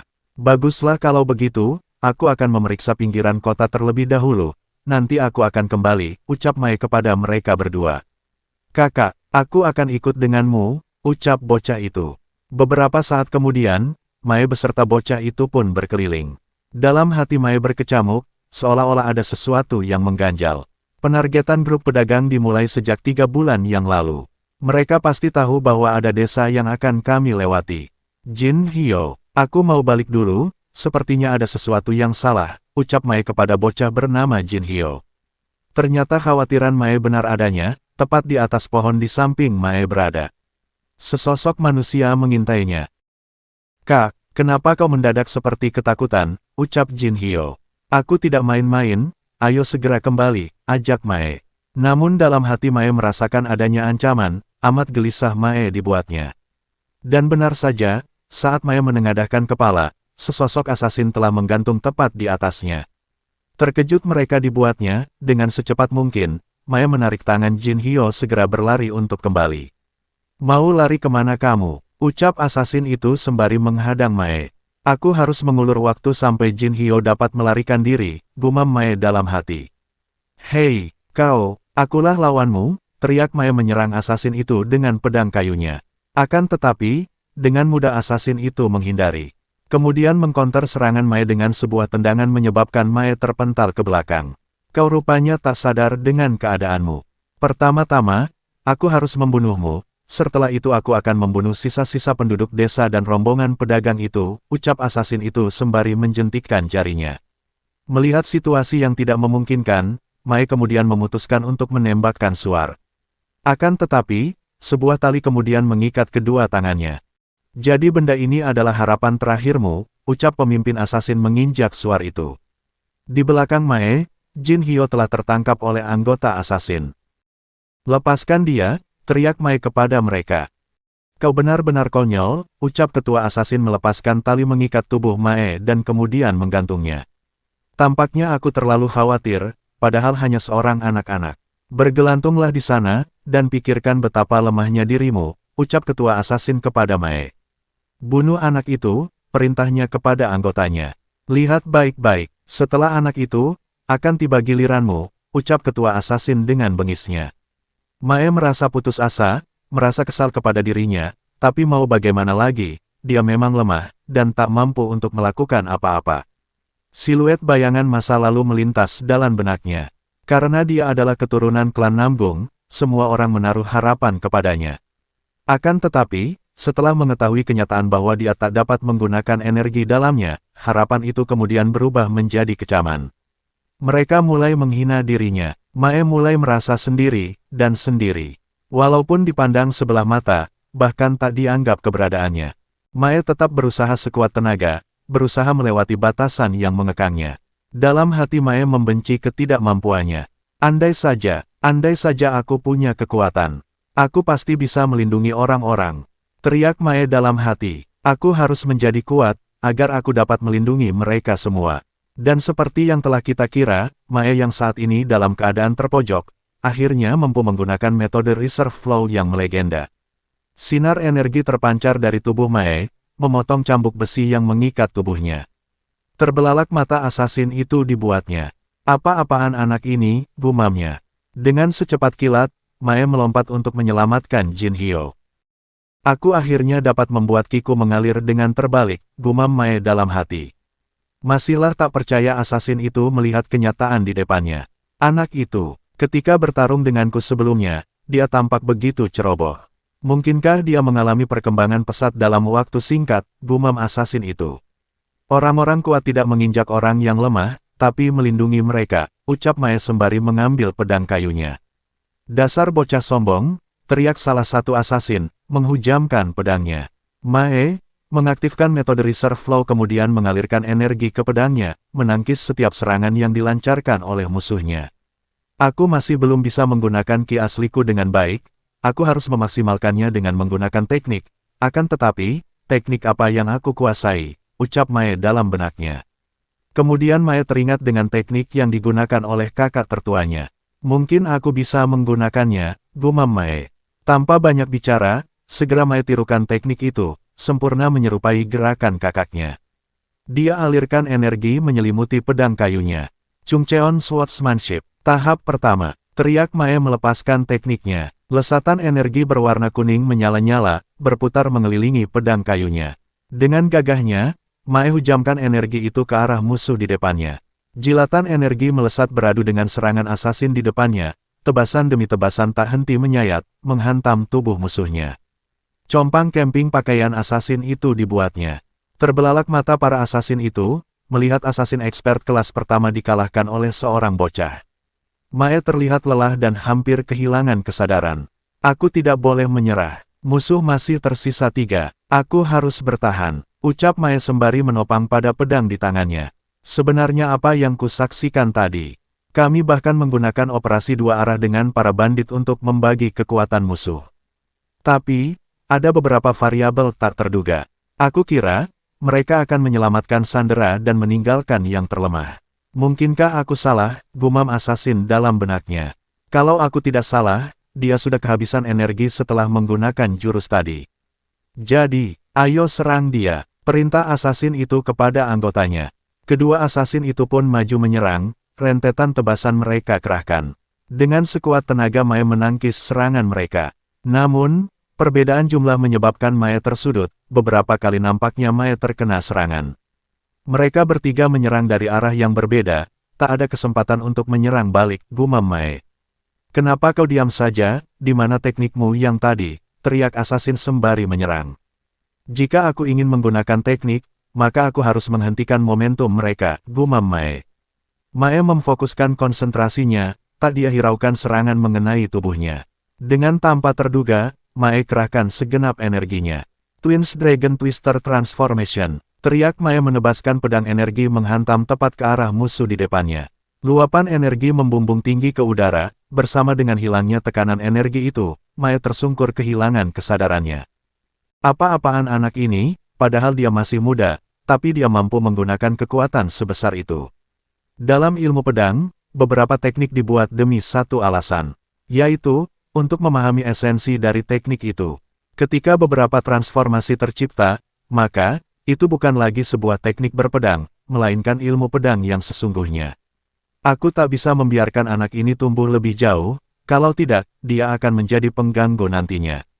Aku harus membunuhnya sekarang juga, gumam asasin itu hendak menghujamkan pedangnya. Belum pula pedang asasin itu dihujamkan, sebuah suara menarik perhatiannya. Aku benar-benar kesal, ucap lelaki tua tiba-tiba muncul. Siapa kau? Teriak asasin itu. Maaf, aku tak tahu apa yang terjadi di sini, tapi, aku tahu satu hal yang pasti.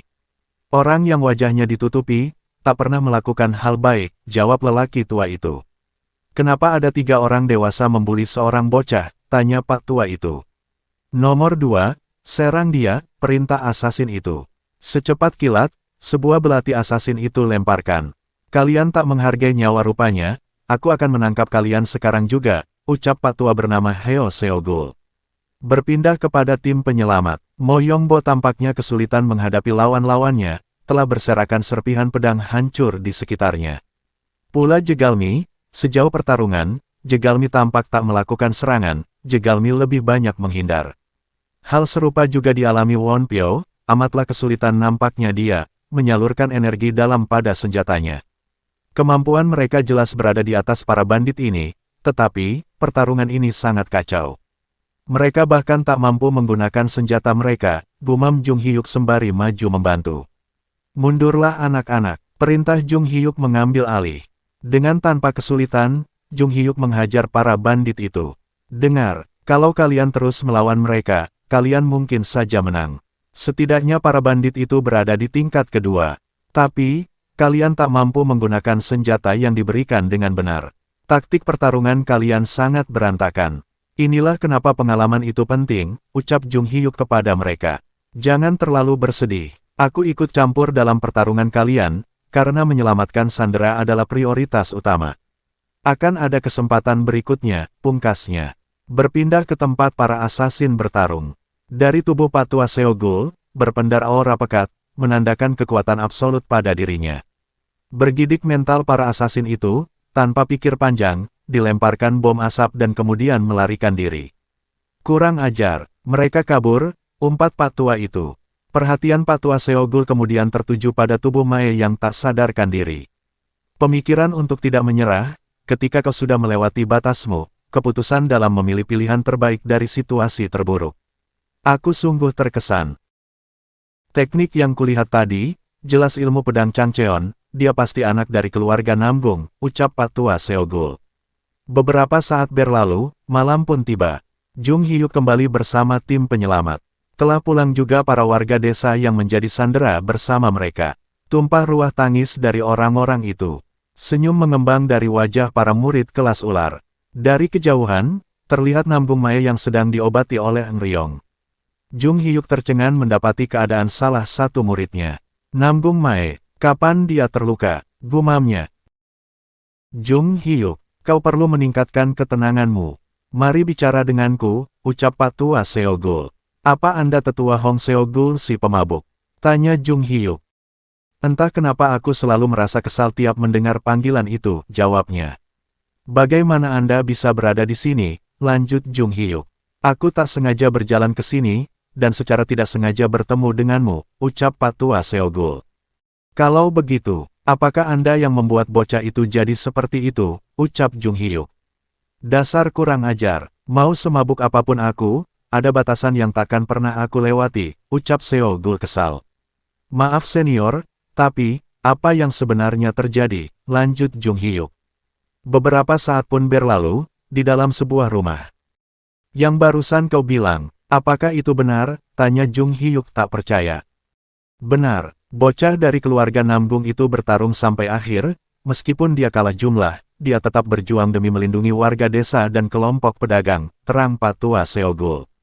Apa kondisinya aneh? Seolah-olah dia tak sadarkan diri dan bertarung mengikuti instingnya, tanya Jung Hyuk. Tidak, malahan dia melakukannya dengan baik, untuk ukuran anak seumuran dia. Dia membunuh 2 dari 4 asasin sendirian. Apalagi para asasin itu setidaknya di tingkat pertama, lanjut Seogul. Terperanjat orang-orang mendengar apa yang disampaikan Pak Tua Seogul. Jika dibagi, seni bela diri sesuai dengan tingkat, maka, mereka yang baru saja memegang pedang dianggap tingkat ketiga. Tingkat kedua, adalah mereka yang sudah menguasai kemampuan pedang serta bisa menggunakan seni bela diri dan skill. Sedangkan tingkat pertama, adalah kemampuan untuk mengeluarkan niat senjata.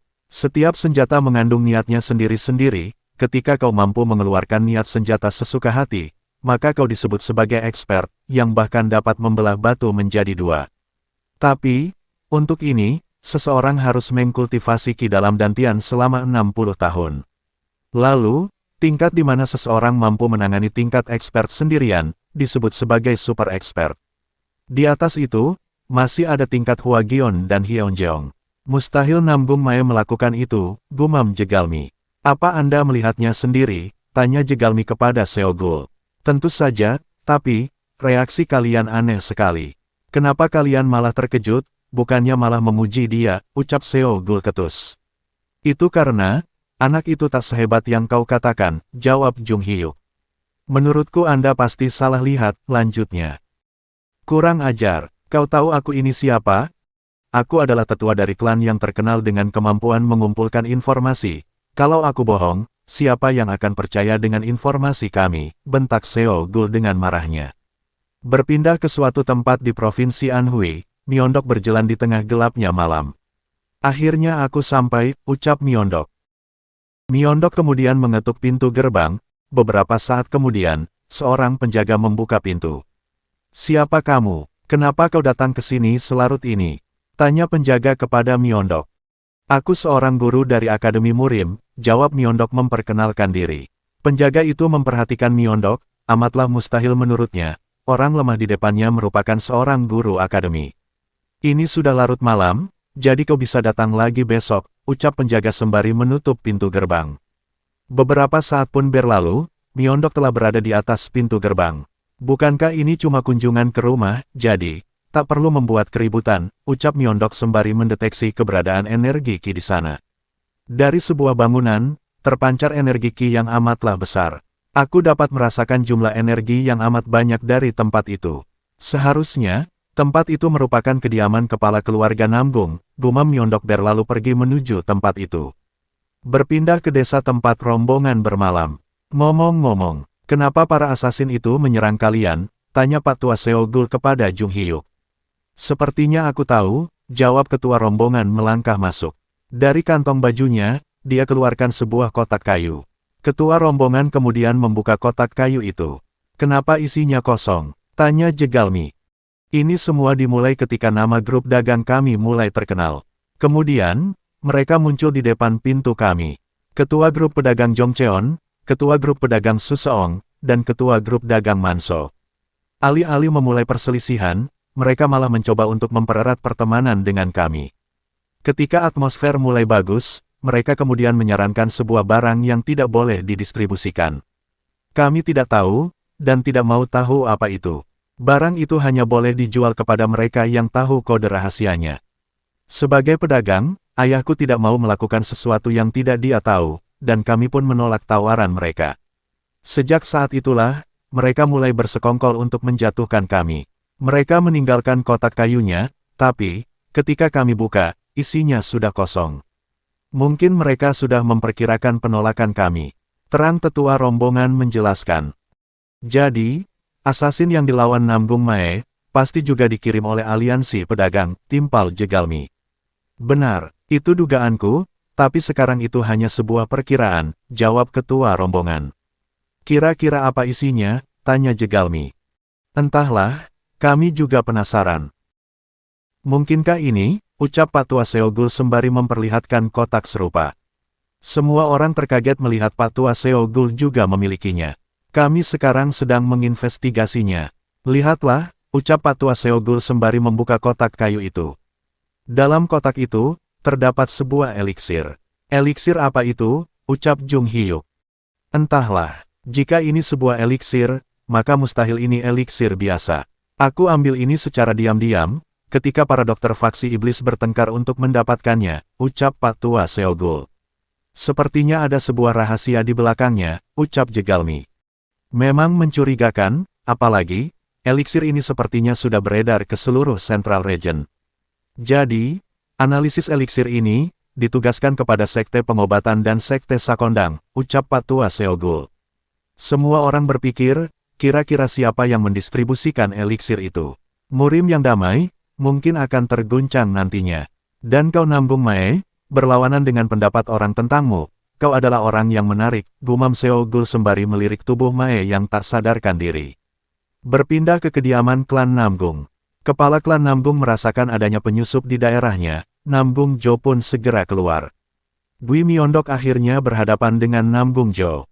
Siapa kau? Beraninya kau menyusup ke kediaman Namgung tengah malam begini, ucap Namgung Jo kepada Myeondok. Aku sengaja memakai topeng, agar kau mengenaliku, ucap Myeondok. Siapapun bisa memakai topeng. Kau mau mengaku sebagai Gui Myeondok hanya karena kau menggunakan topeng itu, ucap Nam Gungjo. Apa ada cara lain untuk membuktikan diriku? Tanya Myeondok. Akan kupastikan sendiri, teriak Nam Gungjo melepaskan energi, mengikat Myeondok dan membawanya keluar kediaman klan Namgung, kemudian menghempaskannya. Metodemu sepertinya berlebihan, ucap Myeondok. Sepertinya tak berlebihan, jika kau memang benar-benar Gui Myeondok, jawab Nam Gungjo. Kepala klan Namgung, kau terlalu curiga, ucap Myeondok sembari membersihkan debu di bajunya. Bukankah ini adalah dunia, di mana hal-hal palsu bertebaran? Di tempat ini, kau dapat menggunakan kekuatan aslimu dengan nyaman, ucap Nam Gungjo. Buktikan kepadaku, bahwa kau benar-benar Gui Myeondok, lanjut Nam Gungjo mengerahkan energi dalam, kemudian menyerang Myeondok. Lesatan energi terang berpendar menghantam bebatuan yang dilewatinya. Melihat musuh di depannya menghindar, secepat kilat Nam Gungjo padatkan energi di tangannya, membentuk pedang Ki, kemudian melakukan serangan. Tebasan pedang Ki amat dahsyat mengarah ke tubuh Myeondok, akan tetapi, dengan secepat kilat, Myeondok menghindar, ledakan besar pun tercipta. Tak berhenti di sana, Nam Gungjo tanpa henti melancarkan serangannya. Kuakui, pedang Ki kepala klan Namgung amatlah tajam rupanya, gumam Myeondok sembari memfokuskan energi Ki di tangannya, menangkis serangan Nam Gungjo. Setidaknya kau harus mampu melakukan ini, jika kau berani mengaku sebagai Gui Myeondok, ucap Nam Gungjo. Apa kau masih mencurigaiku? Tanya Myeondok. Kau setidaknya berada pada alam tak terkendali, tapi, bukan berarti kau itu Gui Myeondok. Meskipun alam tak terkendali, ada banyak ahli yang mencapai alam itu.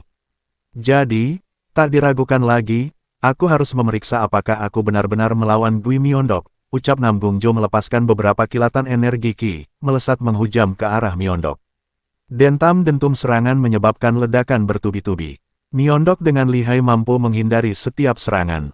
Di Murim, ada yang disebut Extraordinary Triads. Pendar energi Ki terlihat menggumpal terfokus di tangan Nam Gungjo. Makhluk yang jauh melampaui Extraordinary Triads itu, lahir di dunia Murim. Awal dari perang panjang antar kerajaan, dan kontributor terbesar dari perang itu adalah Gui Myeondok. Tampaknya, perang itu pasti belum selesai, ucap Nam Gungjo. Sepintas, Nam Gungjo teringat ketika berada di medan perang.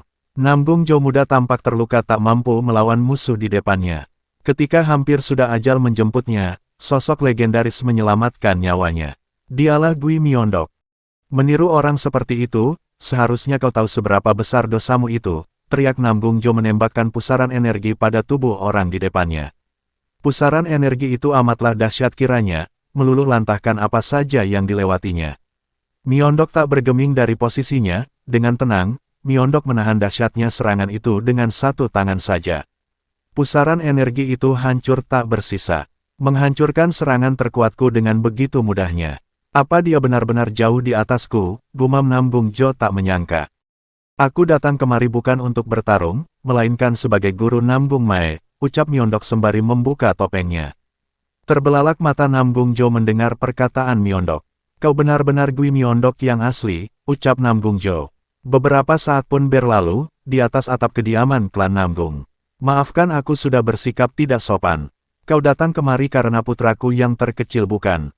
Ucap Nam Gungjo. Apa yang ingin kau ketahui dariku? Tanya Nam Gungjo kepada Myeondok.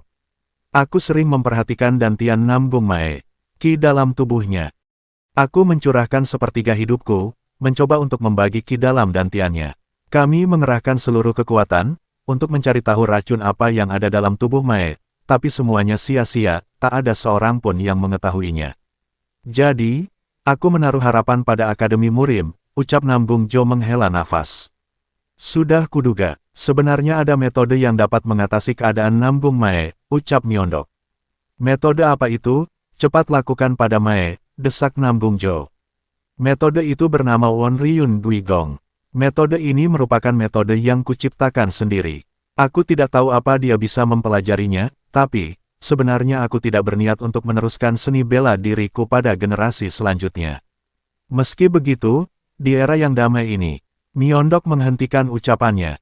Seorang penerus. Karena aku tahu betapa beratnya meneruskan seni bela diri seseorang, aku tidak bisa memaksanya, gumam Nam Gungjo dalam hati. Maafkan aku karena tidak berpikir panjang. Tolong fahami, bahwa sebagai seorang ayah, aku sangat khawatir, ucap Namgung Jo sembari menundukkan kepala. Akan aku putuskan untuk meneruskan seni bela diriku atau tidak, setelah mengamatinya lebih lama, pungkas Myeondok. Karena aku sudah mendengar semua hal yang ingin aku ketahui, sekarang aku harus kembali, latihan anakmu belum selesai, ucap Myeondok hendak pergi. Apa kau tidak penasaran kenapa aku memanggilmu palsu setelah aku melihatmu? Myeondok menghentikan langkahnya. Ada rumor yang beredar bahwa Gui Myeondok sedang menghukum dunia. Faktanya, banyak pasukan dari fraksi iblis yang waspada terhadapmu. Apakah menurutmu tidak aneh? Kau selalu ada di akademi, dan sekarang, ada Gui Myeondok lain di luar sana, papar Namgung Jo menjelaskan kepada Myeondok. Mungkin era yang damai ini akan segera berakhir, ucap Myeondok. Berpindah ke desa tempat Mae dirawat. Mae akhirnya sadarkan diri. Semua orang segera menghampiri Namgung Mae. Keesokan harinya, kelompok pedagang memutuskan untuk melanjutkan perjalanan. Di tengah perjalanan, Eng Reong merasakan adanya pertarungan. Dan benar saja, beberapa bandit sedang mengejar seseorang. Tampaklah seseorang dengan kain menutupi wajahnya. Orang itu, kelihatannya salah satu murid Sekte MA, ucap Seogul. Mendengar Sekte MA, Won Pyo tersentak kaget, mengingat, Sekte MA adalah sekte idaman dari setiap murid kuil Shaolin. Wajahnya mulai merona, mengingat pesona murid Sekte MA yang amat mempesona. Sekte MA merupakan sekte khusus wanita, kecantikan dan keanggunan menjadi sifat mutlak yang tak dapat dipisahkan dari mereka. Sementara Won Pyo masih tercengang tak mampu berkata-kata. Sebuah pencapaian tersendiri bagi setiap murid kuil Shaolin, dengan mampu melihat sosok anggun murid Sekte MA. Dan sekarang, pencapaian terbesar berada di hadapan Won Pyo. Bertarung dan menyelamatkan salah satu murid Sekte MA. Akan menjadi sejarah dan torehan terbesar yang kelak akan dia ceritakan kepada seluruh saudara-saudaranya. Terpojok sudah murid Sekte MA nampaknya. Hingga, sebuah tebasan pedang membelah penutup wajahnya. Betapa terkejutnya Won Pyo dan semua orang di sana, termasuk admin juga, melihat kenyataan di depan mata. Sosok anggun nan mempesona Sekte MA yang melegenda, hancur seketika. Ekspektasi tak sesuai realita. Won Pyo hampir tak sadarkan diri melihat kenyataan di hadapannya. Beraninya kalian mempermainkan seorang wanita. Aku, Ahrin, tak akan pernah memaafkan kalian. Ucapnya dengan wajah sangarnya. Ahrin, dari Sekte MA dan murid kelas kelinci Akademi Murim. Kukira kau sedikit cantik dengan penutup wajah itu, tapi melihat wajahmu saat ini, aku jadi ingin muntah, ucap salah satu bandit itu. Geram rupanya Ahrin mendengar penghinaan para bandit itu. Pendar cahaya energi bertarung terpancar dari tubuhnya.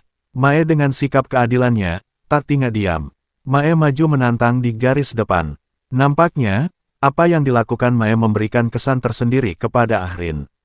Pertarungan pun tak terhindarkan. Amat banyak manfaat pertarungan Mae melawan asasin sebelumnya. Setiap murid kelas ular, berjuang dengan gigi untuk melewati batasannya, mempergunakan senjata yang diberikan gurunya dengan sebaik-baiknya.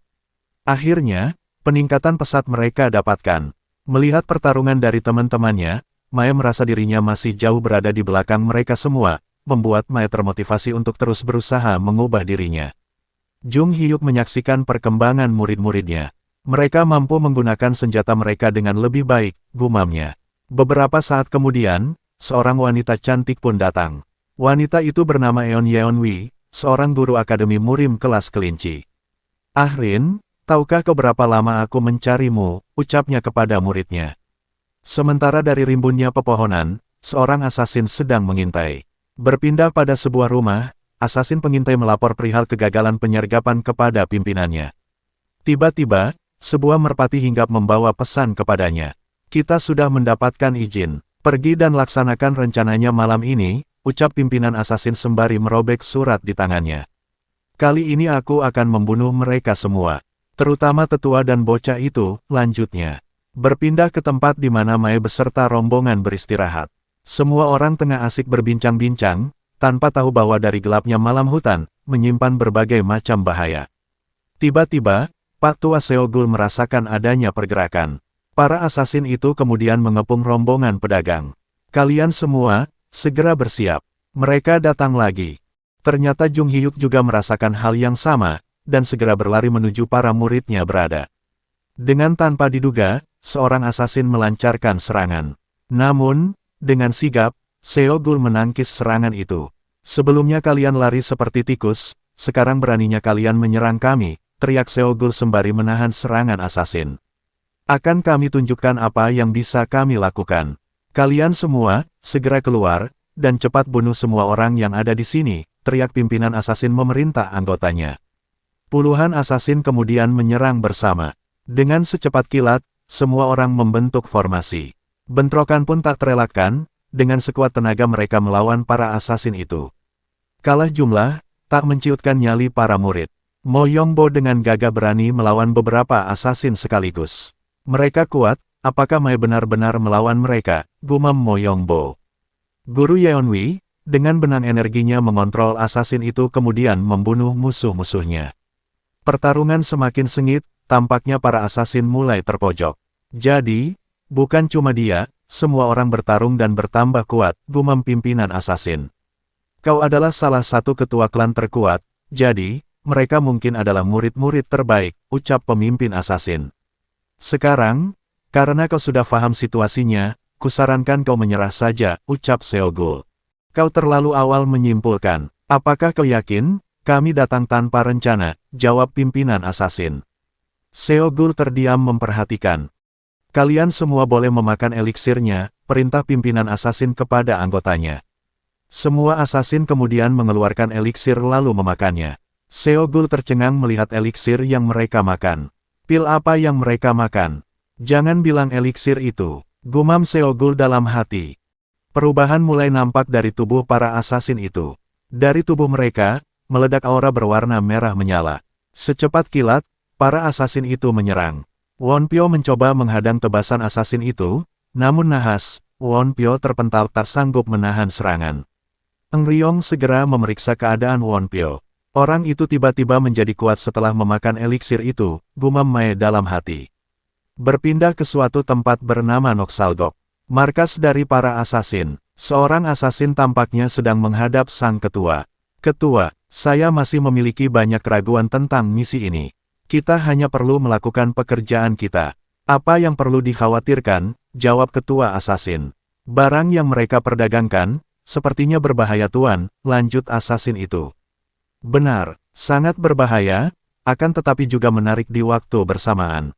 Segera setelah kau mengkonsumsinya, kekuatanmu akan langsung meningkat pada taraf yang berbeda. Kalian akan menjadi lebih kuat dengan memakan semangat hidup kalian. Itu tercipta khususnya bagi kita para asasin. Dibandingkan bunuh diri atau minum racun, bukankah lebih baik berusaha hingga akhir, terang ketua itu kepada bawahannya. The Blood Explosion Elixir. Hari ketika benda ini menyebar ke seluruh penjuru Murim, adalah hari di mana kedamaian akan berakhir, teriak tetua itu. Berpindah ke lokasi pertarungan, ledakan energi tampak meluap-luap dari tubuh asasin. Apa yang terjadi? Tanya Seogul dalam hati. Aku penasaran, apakah kalian mampu melawan orang-orangku, ucap pemimpin asasin kemudian menghilang. Sementara di sisi lain, Jegalmi dengan sekuat tenaga melawan seorang asasin. Namun, perbedaan kekuatan nampaknya begitu besar, Jegalmi harus terkena pukulan asasin, menyebabkan Jegalmi terpental. Mo Yongbo dengan cepat menangkap tubuh Jegalmi. Kau tidak apa-apa Jegalmi, ucap Mo Yongbo. Pada level kami saat ini, kami bukanlah lawan mereka. Setidaknya mereka sudah mencapai alam puncak. Tak bisa dipercaya, hanya dengan memakan satu eliksir itu, kekuatan mereka meningkat dengan pesat, gumam Jegalmi dalam hati. Pada situasi ini, semua orang nampaknya kewalahan menghadapi serangan para asasin. Beraninya kalian yang hanya bergantung pada eliksir mengamuk. Teriak Seogul melepaskan energi petarung menghempaskan asasin. Eng Ryong, segera bawa Wonpyo ke tempat yang aman, perintah Jegalmi. Mo Yongbo, Namgung Mae, kita bertiga akan membantu para guru. Mereka bertiga pun membentuk formasi. Setidaknya, kita bertiga harus membunuh satu asasin, ucap Jegalmi sembari menyerang bersama. Namun, serangan yang mereka lancarkan, tak sedikit pun mampu menggores tubuh asasin itu. Bahkan, meski kami bertiga melawan, masihlah belum cukup, gumam Jegalmi. Di sisi lain, pimpinan rombongan pedagang hendak dibunuh oleh pimpinan asasin. Mae yang melihat itu, segera berlari untuk menyelamatkan. Mae, tetap pada formasi, teriak Jegalmi mengingatkan. Akan tetapi, Mae tak menghiraukan. Tanpa ragu, Mae berlari sekuat tenaga, tak dipikirkan keselamatannya, yang ada di benaknya, menyelamatkan pimpinan rombongan pedagang adalah prioritas utama. Kena kau bocah, ucap pimpinan asasin dengan seringai psikopatnya. Rupanya, semua itu hanya siasat asasin untuk memancing Mae masuk ke dalam jebakannya. Mae menghujamkan pedangnya, namun sayang, asasin itu telah menyiapkan segalanya, ditangkis serangan itu, lalu asasin itu menghujamkan pedangnya. Mae pun tertusuk di bagian pundaknya. Dengan cepat, Mae mundur menjaga jarak. Hei bocah, cobalah untuk pamer seperti terakhir kali, tantang asasin itu kepada Mae. Mae mengingat sosok asasin di depannya adalah asasin yang telah dilawannya. Bocah lemah, kau adalah mangsa dari yang kuat, teriak asasin sembari melepaskan serangannya. Mae menghindari serangan asasin itu. Tak cukup di situ, asasin kemudian mengeluarkan salah satu tekniknya, melepaskan tali besi, kemudian menghujam tepat ke arah Mae berada. Tanpa pikir panjang, Mae melompat sembari mengarahkan serangan untuk memotong senjata asasin itu. Nampaknya usaha Mae berhasil, akan tetapi, secara tak terduga, serangan susulan asasin itu lancarkan, beruntung Mae mampu menghindari serangan itu, sehingga tak mengenai bagian vitalnya. Bocah, ternyata kau mampu menghindar seperti seorang ekspert, ucap asasin kepada Mae. Di sisi lain, Jegalmi dan Mo Yongbo tengah sibuk menghadapi salah satu asasin, walau berbagai serangan mereka daratkan, tak sedikit pun mampu melukai tubuh asasin itu. Sepintas, Mo Yongbo memperhatikan pertarungan Mae. Musuh yang Mae hadapi lebih kuat dibanding musuh yang kami hadapi, meskipun belum mengkonsumsi eliksir. Apa dia pimpinannya? Gumam Mo Yongbo bertanya. Dari arah depan, sebuah tinjuan tiba-tiba menyasar tubuhnya. Mo Yongbo terhempas. Dengan sigap, Jegalmi menangkap tubuh Mo Yongbo. Aku tidak berhutang apapun kepadamu, ucap Jegalmi kepada Mo Yongbo. Namun, sebuah cipratan darah menarik perhatian mereka berdua. Semua orang tercengang melihat salah seorang temannya tertebas dan terluka. Kembali pada beberapa saat sebelumnya, Mae berjuang dengan sekuat tenaga, melawan pimpinan asasin di depannya. Berbagai macam teknik telah dia kerahkan, akan tetapi, amat besar rupanya perbedaan di antara keduanya. Hingga, pada akhirnya Mae tak lagi mampu menggerakkan tubuhnya, pasrah dia jadinya. Mae menutup kedua matanya, seraya berucap, mungkin ini adalah akhir dari perjalananku. Namun hal tak terduga terjadi. Ahrin yang kala itu tengah bertarung, melihat Mae sedang dalam keadaan berbahaya. Dia putuskan untuk pergi dan menyelamatkan nyawa sosok pahlawannya. Ahrin terluka lalu ambruk di depannya. Mae tercengang tak mampu berkata-kata. Tak bisa kupercaya, orang bodoh ini membiarkan dirinya terluka demi menyelamatkanmu. Bukankah anjing ini pantas untuk mati? Ucap pemimpin asasin sembari tertawa. Mae sudah tak mampu lagi menahan emosinya. Secara tiba-tiba, energi petarung Mae meluap-luap. Mae jatuh dalam keadaan berserk. Berserk kali ini lebih kuat dari sebelumnya, ucap Jung Hyuk. Amat beda penampakan Mae. Garang nan beringas, terlihat dari sorot mata Namgung Mae. Mae hajar asasin yang menyerangnya. Tak tampak sedikit pun ketakutan dalam diri Mae. Dengan mudah, Mae mematahkan semua serangan asasin yang ditujukan kepadanya. Terlihat, dua asasin sudah tepar di depannya. Mae melepaskan aura bertarungnya, dan menarik perhatian para asasin. Kenapa mereka merespon bocah Namgung itu? Tanya Seogul. Semua asasin mengarahkan serangannya kepada Mae. Dengan mudahnya, serangan para asasin diredamnya. Ada apa dengan bocah itu? Apa dia juga makan eliksir? Tanya Seogul. Tidak, dia juga berada dalam kondisi seperti ini ketika pertama kali datang ke akademi. Jawab Jung Hyuk. Sejak awal, informasi tentang pil itu sedikit sekali. Seharusnya aku mengetahui tentang benda itu lebih cepat. Pertarungan ini seperti pertarungan hewan buas. Energi mereka sangat kuat. Kekuatan hidup mereka merembes keluar, sampai-sampai mengeluarkan energi sekuat itu.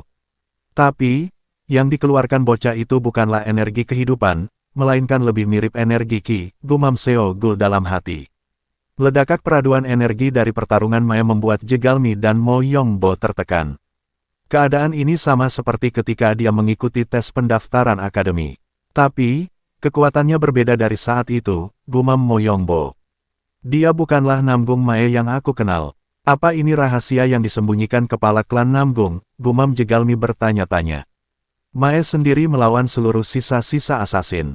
Semua asasin mengepung Mae. Pada akhirnya, tubuh Mae tertimbun di antara para asasin. Kalian kenapa hanya berdiri?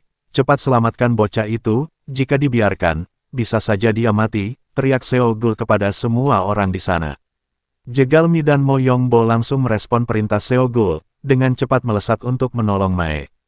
Ketika mereka hendak mengangkat tubuh asasin, mereka tercengang, melihat tubuh asasin tak bergerak. Tiba-tiba, sebuah cahaya energi terpancar menghempaskan tubuh asasin ke udara. Pada titik ini, Mae sepertinya telah kehilangan kesadarannya. Dengan kekuatannya, menyerang ke arah mereka berdua. Tak tinggal diam menunggu serangan menyasar tubuhnya, mereka hadang serangan Mae dengan mengerahkan energi ke telapak tangan mereka. Peraduan kekuatan di antara mereka tak terelakkan, menyebabkan mereka terpental ke belakang. Jegalmi dan Mo Yongbo tampaknya terluka. Kalian tidak apa-apa, ucap Jung Hyuk sembari menghadang tubuh kedua muridnya. Kami tidak apa-apa, sepertinya Namgung Mae tidak mengenali kita, ucap Jegalmi. Kalian berdua mundurlah, biar aku yang tangani, ucap Jung Hyuk sembari melangkah maju. Luapan energi petarung terpancar dari tubuh keduanya. Jung Hyuk bersiap dengan kuda-kuda bertarungnya. Sementara di sisi pimpinan asasin, tampak terluka, akibat kalah beradu kesaktian dengan Mae. Aku tidak boleh kalah melawan keparat faksi keadilan itu, ucapnya sembari mengambil eliksir serupa, kemudian mengkonsumsinya. Sementara itu, di sebuah tempat, di dalam hutan, Myeondok terlihat sedang menunggu rombongan. Aneh, seharusnya mereka sudah ada di sini, kenapa mereka belum muncul? Apa terjadi sesuatu? Ucap Myeondok mengkhawatirkan murid-muridnya. Oke teman-teman, sampai di sini dulu alur ceritanya. Sampai jumpa pada episode berikutnya, semoga kalian terhibur. Assalamualaikum warahmatullahi wabarakatuh.